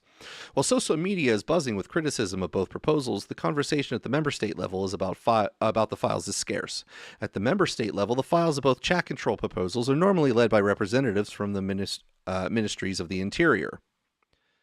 Both proposals for the mass scanning of European private communications have ignited widespread opposition, spanning left-wing, liberal, and right-wing politicians, privacy advocates such as former MEP Patrick Breyer, cybersecurity specialists, and even human rights advocates with extensive experience in freedom of expression and information issues outside of the EU. A recently re-elected ALDE party president and German MEP, Svenja Hahn, was openly critical of the parliamentary vote in her comment in the EU Tech Loop. Quote, "It's a disgrace that the chat control instrument has passed the European Parliament. It opens the door for mass surveillance of all private communication of our European citizens, instead of a targeted fight against child sexual abuse as proposed by the Parliament. Quote, the surveillance of private chats pushed by the EU states is a threat for our freedom and democracy. We need to continue fighting against chat control." President of the Open Dialogue Foundation, Ludmila Goldwacka, commented for EU Tech Loop that the vote on Chat Control 1.0 should be viewed in broader context of erosion of the privacy in the EU. Quote, "That vote should be trouble to anyone who cares about how democracy in the EU works, not just about privacy.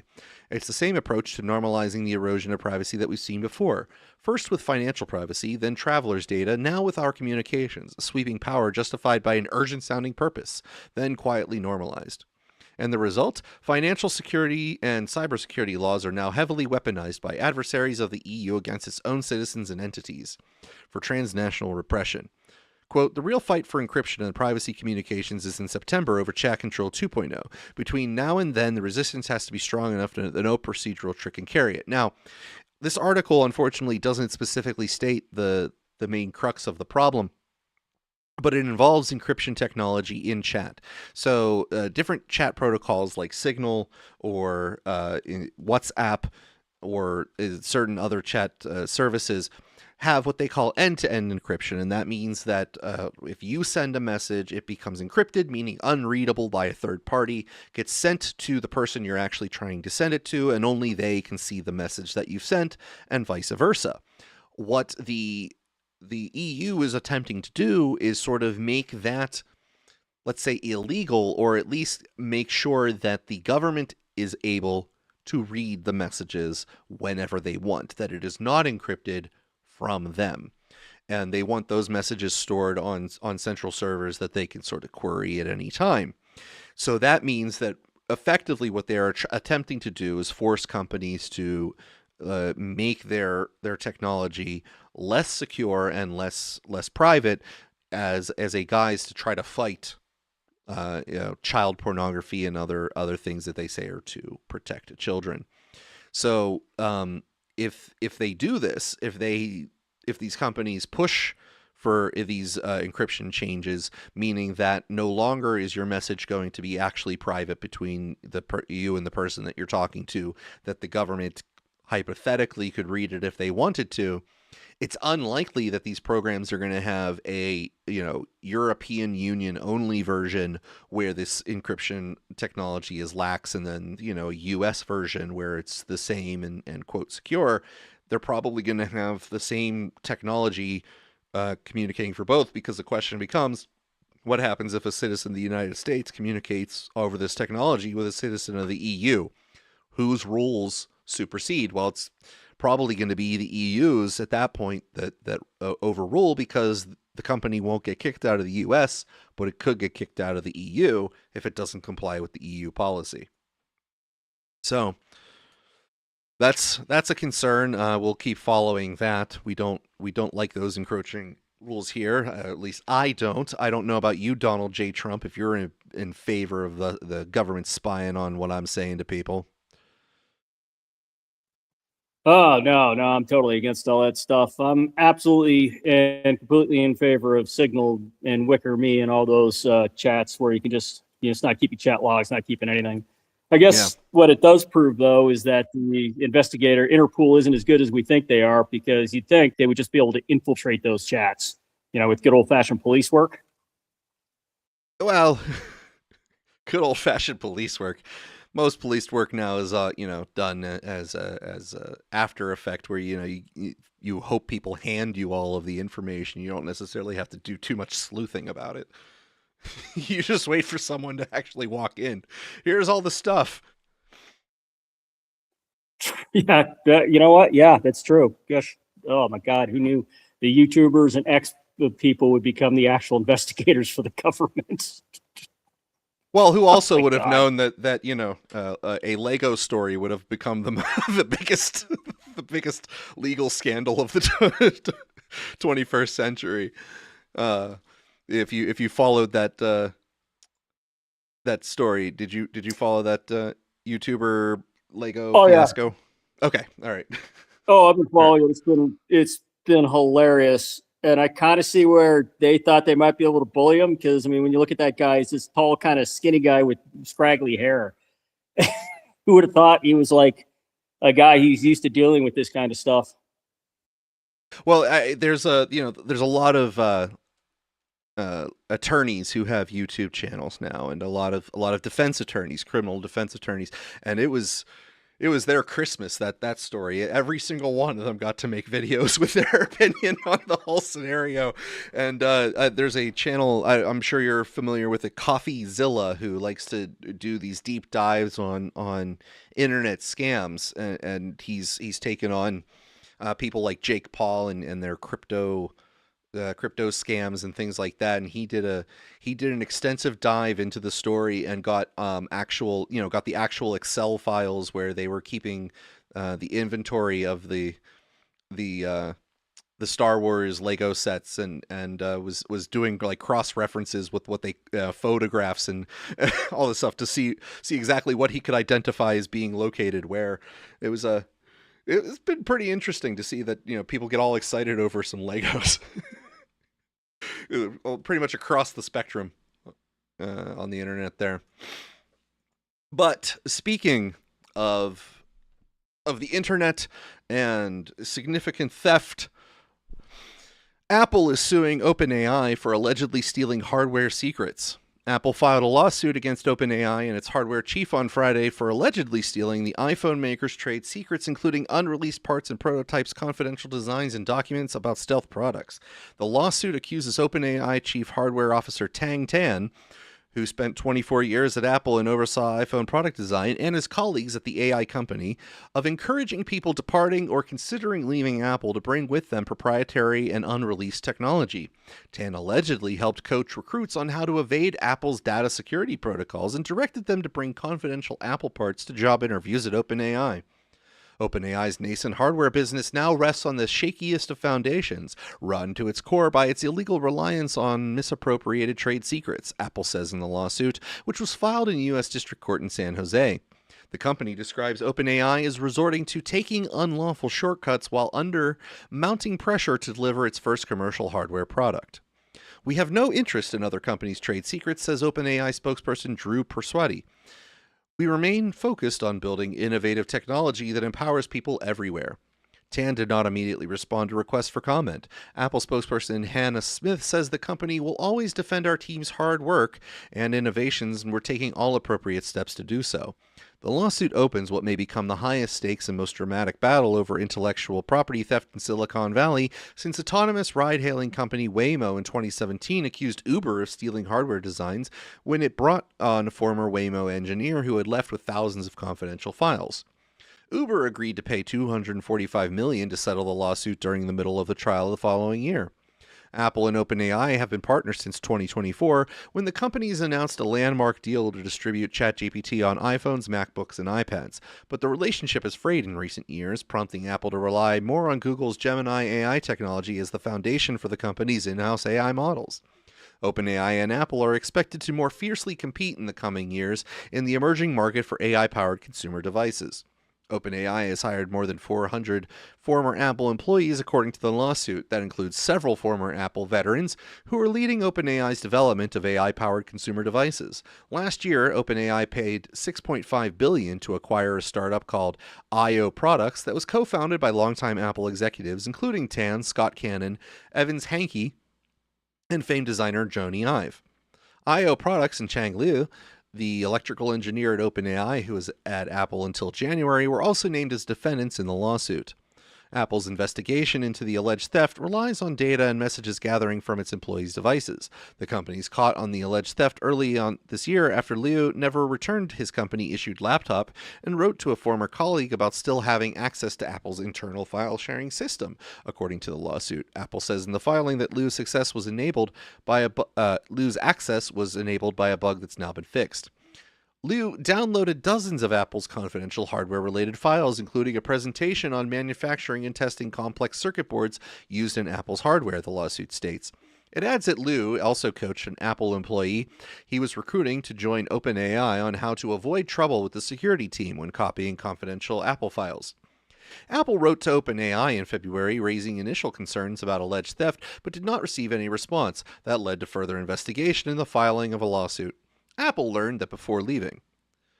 Tan emailed himself information about the company's suppliers. Other employees leaving for OpenAI have done the same, Apple alleges. In addition, Tan has directed job candidates still working for Apple to bring actual parts from Apple to their interviews for show-and-tell sessions in which he and his team at OpenAI can elicit still more Apple confidential information, the lawsuit alleges, naming batteries, logic boards, and shields as sought-after components.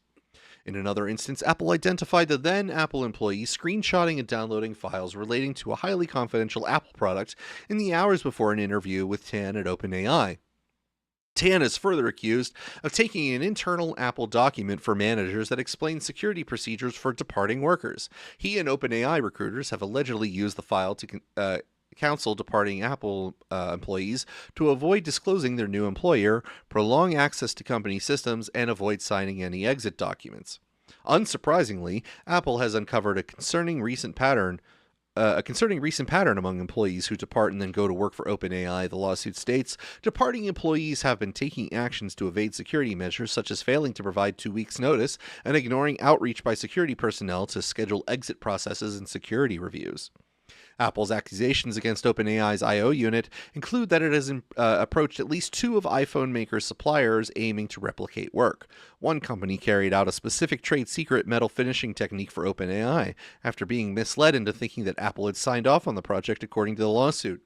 OpenAI approached the other supplier, which works on batteries, with targeted questions to learn more about Apple components and further its own interests, the lawsuit adds. OpenAI had said relatively little about its hardware efforts, except for the fact that it's developing a family of AI-powered devices, while OpenAI previously planned to use the I/O branding for its hardware products. The company has since indicated in court filings that it will choose a new name and won't ship any devices to customers, at least until April 2027. Reports indicate that OpenAI is working on an AI-powered puck that sits on a tabletop and the users can control with their voice. Apple is seeking an injunction on barring OpenAI from continuing to engage in alleged theft, also seeks monetary damages in return of the pilfered property and data. Now, I don't know what bothers me more about this story. Is it the fact that apparently Apple is filled with people who are just sort of willing to to completely screw over Apple and reveal trade secrets upon leaving, and that they just hire scores of these types of quality people who go, yeah, you pay me enough, and sure, I'll steal this proprietary data and hand it to you as a company. One, that it hires this many people, or that two, these are the same people that they hired with these types of morals who also don't understand anything about security and are just having these conversations out in the open for other people to leak so that Apple can then file a lawsuit containing these conversations. I don't know what's worse, that nobody has any sense of security or that they have no sense of proprietary and corporate morals. I don't know. But yeah, there's a lot. Well, actually, in addition to that, I'm also bothered by the fact that OpenAI doesn't have any ideas that are original except for a small little disk that you can talk to and it responds, like everyone already has. Wow, really, really brilliant. You're going to put a chatbot in there, huh? What are you going to call it there, OpenAI? All right, now we're going to move on to some close to traces of AI dystopia. This is scammers that sell exotic seeds that are AI generated. Sorry, the flowers are AI generated, but they are claiming to sell the seeds for them. So the flowers don't actually exist, but they sell seeds for them, and they generate the images for these flowers using AI. Scammers are selling seeds for plants that don't exist, with spectacular AI-generated images of Technicolor leaves that bloom in the shape of birds, butterflies, and cat heads. This type of fake seed scam predates widespread access to AI image generators, but the ability to easily create these images has made the scam more widespread, especially on big online retailers like eBay, Amazon, and Etsy, which are unable to keep up with the flood of scam sellers on their platform. The type of images scammers use to sell seeds online range from slightly exaggerated aesthetics to full-blown, obviously fake AI slop that looks like it was rejected from Avatar's alien jungle. One common scam seed is for a sunflower variety called Teddy Bear, named after its poofy, fluffy appearance. You can see what looks like in reality on the Royal Horticulture Society's website. Spectacular, yes, but that's nothing compared to the AI-generated images of gigantic purple teddy bear sunflowers on Etsy. This Etsy store, which sells a wide selection of seeds for real plants with AI-generated images, and which also randomly sells AI-generated Trump t-shirts, has mixed reviews, with some buyers saying the seeds look healthy, others complaining they never got their shipment or that they received seeds for the wrong plant. At least dozens of sellers on eBay and Amazon also offer seeds for plants they promote with clearly AI-generated images. Searching for stores for sunflower teddy bear seeds returns many such images, including identical images to the ones I found on Etsy. For some reason, AI-generated images for teddy bear sunflowers often feature a random old lady next to the gigantic flowers. On the more obviously fake end of the spectrum is basically anything sold on Etsy by Trenze. For example, this hosta plant that looks like a bunch of screaming demon shrimps. And another plant that looks like a butterfly. Another one that is very patriotic with red, white, and blue. Rose seeds and rainbow seeds are the two most common types of fake plants promoted with AI-generated images, probably because the rainbow-colored leaves and bushes are eye-catching. To me, they seem obviously laughably AI-generated, but their popularity and public-facing data for some of the online retailers indicate people have bought them thousands of times. This is reflected not only in user reviews who claim the sellers are scammers, but also by number of units sold, which sometimes shows on eBay. In 2024, I wrote a story about Google surveying users AI-generated images of mushrooms, which could potentially have dangerous consequences for users who are using Google to decide whether a mushroom is safe to eat. A moderator of the R-Mycology Reddit community told me at the time that at some point scams for exotic rose seeds were so common that Google image search results for that term turned up AI-generated or photoshopped images of fake flowers almost exclusively. Seeds for these clearly fake colorful roses sold 37,271 times on eBay before eBay banned the seller. Seeds for these gigantic fake teddy bear sunflowers sold 1,301 times, AI-generated grandma not included. Quote, these listings have remained unchanged for years. It is a profitable business to sell fake seeds since there is no cost involved beyond an envelope and postage, a plastic bag, and a few hours to collect random seeds, the R-Mycology moderator told me at the time. Quote, the selling price may be low, but enough people buy them to make it add up. The fake seed scam is not limited to the dominant online retailer either. On Reddit and Facebook, plant enthusiasts warn each other about the shady sites dedicated to selling seeds that offer the same fake plants. In addition to confusing search engines about what real plants look like, the risk to people ordering seeds for a fake plant is that they're not going to get what they want and waste their money. The seeds might sprout an entirely different plant than the one advertised or not sprout at all. The bigger problem is that if people don't realize they're planting seeds for an entirely different plant than the one they ordered, they could unknowingly introduce invasive species to the environment. Last year, 3 states issued warnings against planting seeds they received in the mail as part of a widespread scam popularized around 2020, in which people were sent unsolicited packets of mystery seeds that sellers then used to write bogus online reviews for unrelated items. Quote, trust is foundational to eBay's marketplace, and we have policies and controls in place to help detect and prevent fraudulent activity in our marketplace, including misleading AI-generated images that violate our listing practices policy, an eBay spokesperson told me in an email.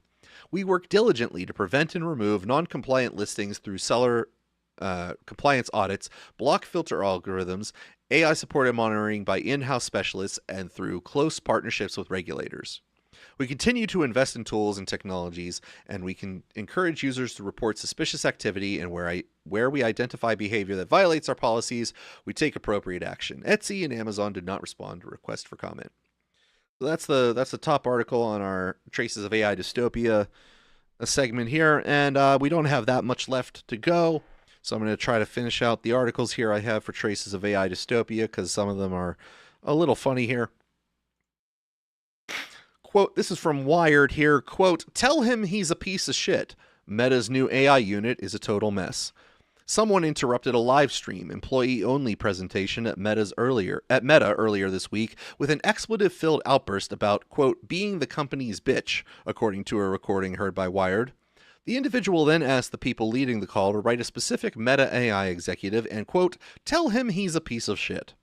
One of the presenters covered their face with their hands, according to a witness. The speaker could not be reached for comment, and the meeting's 2 leaders moved on with their technical talk after asking everybody to mute, though employees commented on the stream about the spicy start.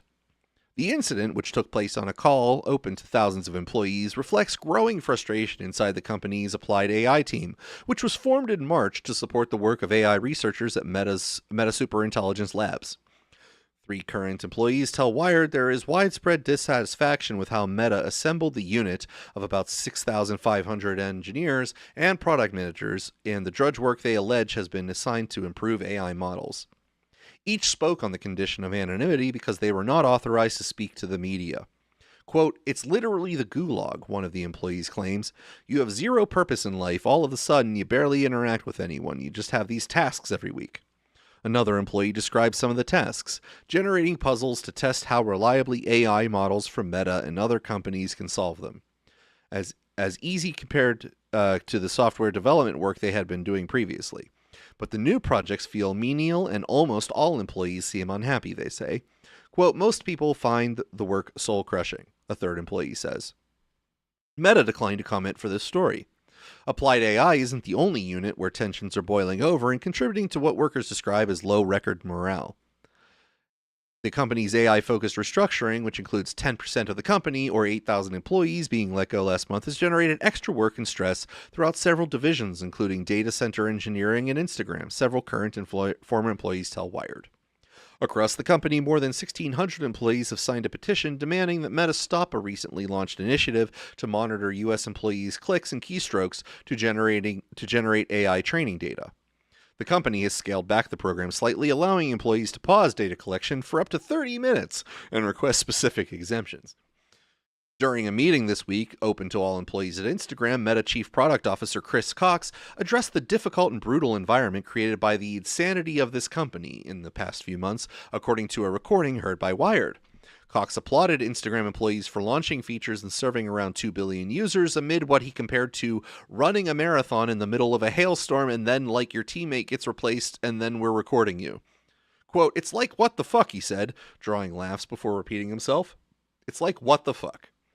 Cox said he needed to reckon with how he and other leaders would, quote, get in touch with the company again and, quote, not be over earnest about the power of AI. It's neither a god, nor is it the devil, he said, and it's nowhere near as good as you think it is, and it's nowhere near as bad as you think it is. It changes every week, and it doesn't know what day of the week it is. In an internal memo on Friday seen by Wired, Meta CEO Mark Zuckerberg acknowledged that recent organizational changes had caused distress across Meta. Given the complexity of these changes, we've made mistakes and we will almost certainly make more, he wrote. As we navigate this period, I'm also focused on providing as much stability going forward as possible. Zuckerberg reiterated a vow to not carry out additional mass layoffs this year. He introduced a plan to limit the number of employees per manager, which on some teams, such as Applied AI, had deliberately ballooned to a ratio of 50-1. Budgets for team events would increase, he said. And a large hackathon planned for next month could also help bring the company together. By the end of the year, employees in many locations would have assigned desks again, the CEO wrote. Zuckerberg's memo also addressed the allegedly dismal situation at Applied AI directly, referring to the unit by its acronym. He suggested the team was a waypoint, not a destination. Quote, "Work like AII is critical to advancing our models, and it lets very talented people contribute to those efforts while we create other roles they can contribute around Meta over the coming months as well. Engineers selected for the unit have no choice but to join or leave the company, an unusual requirement for highly valued technical employees in Silicon Valley. That's led some members of Applied AI to describe themselves as draftees. The organization has grown in batches since early April. Quote, "It's crazy to watch people experience the shock of it as each wave comes in," an early member of Applied AI says.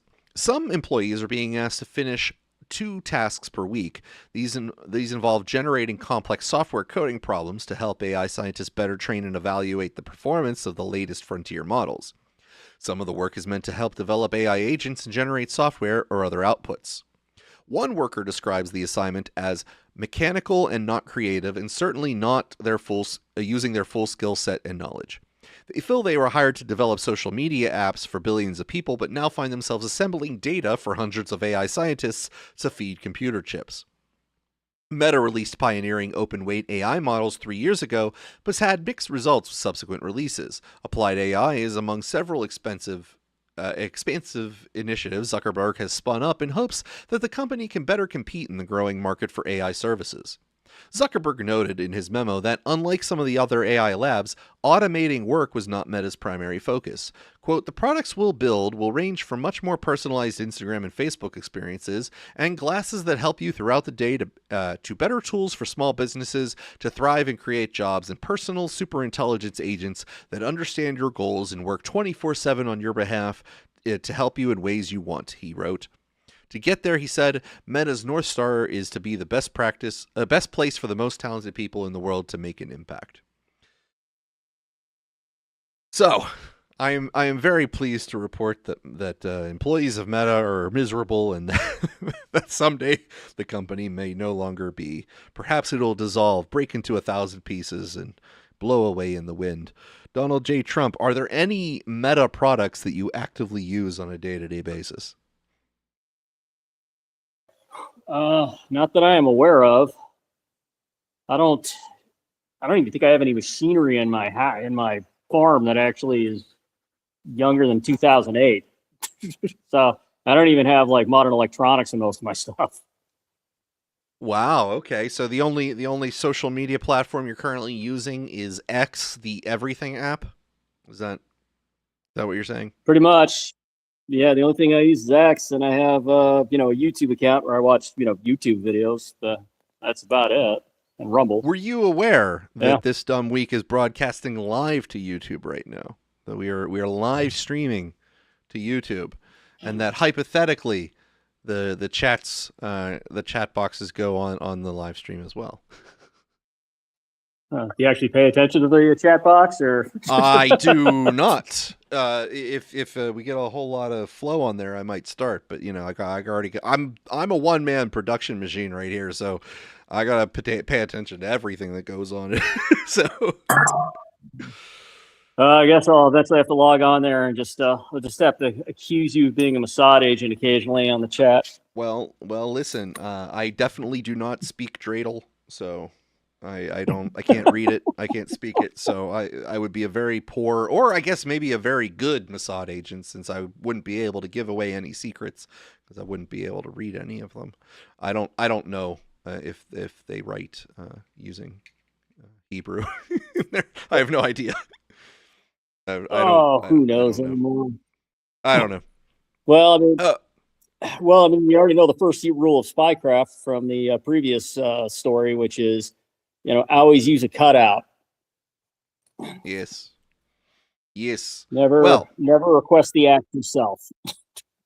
Well, while Meta is attempting to make the most super intelligent advanced AIs possible, their intermediate journey is fraught with some trouble here and there.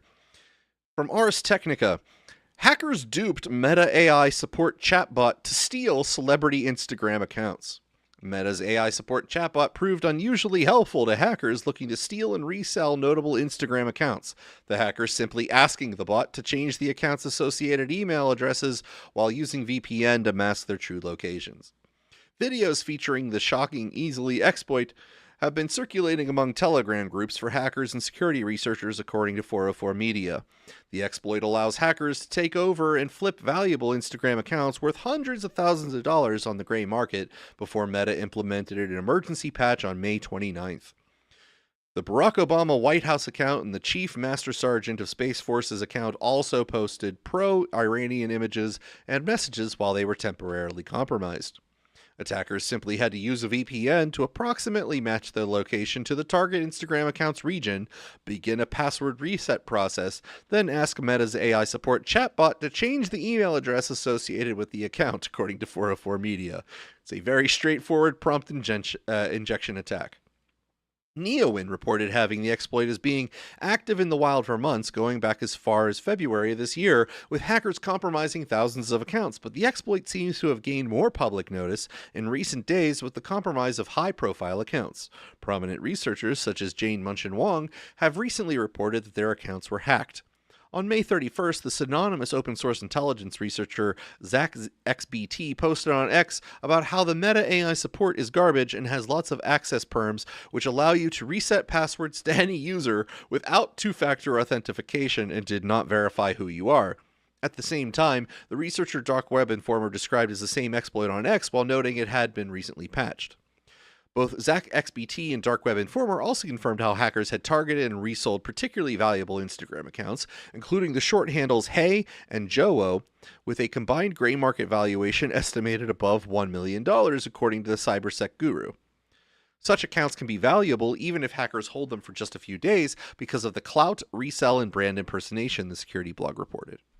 The CyberSec Guru also described the exploit as representing the classic confused deputy problem from cybersecurity, in which a program with elevated permissions is tricked into misusing those permissions on behalf of a less privileged third party. But in this case, the deputy was a large language model. With a probabilistic response model, you can nudge with words instead of a deterministic program with hard-coded conditionals you need to bypass with code. It's worth keeping in mind that users had simple security solutions available even with the Meta AI support chatbot being exploited. The hackers reported their exploit failing against any accounts that had enabled multi-factor authentication, including the least robust form of multi-factor that Instagram offers, in the form of one-time codes sent through SMS, according to Krebs on Security. But the exploit still highlights the broader risk of tech companies and other organizations rushing to deploy AI agents with elevated permissions that allow them to modify, create, or delete critical data. Meta had launched its AI support assistant in March 2026 with the promise that it could provide reliable 24/7 support for nearly any support issue at the time.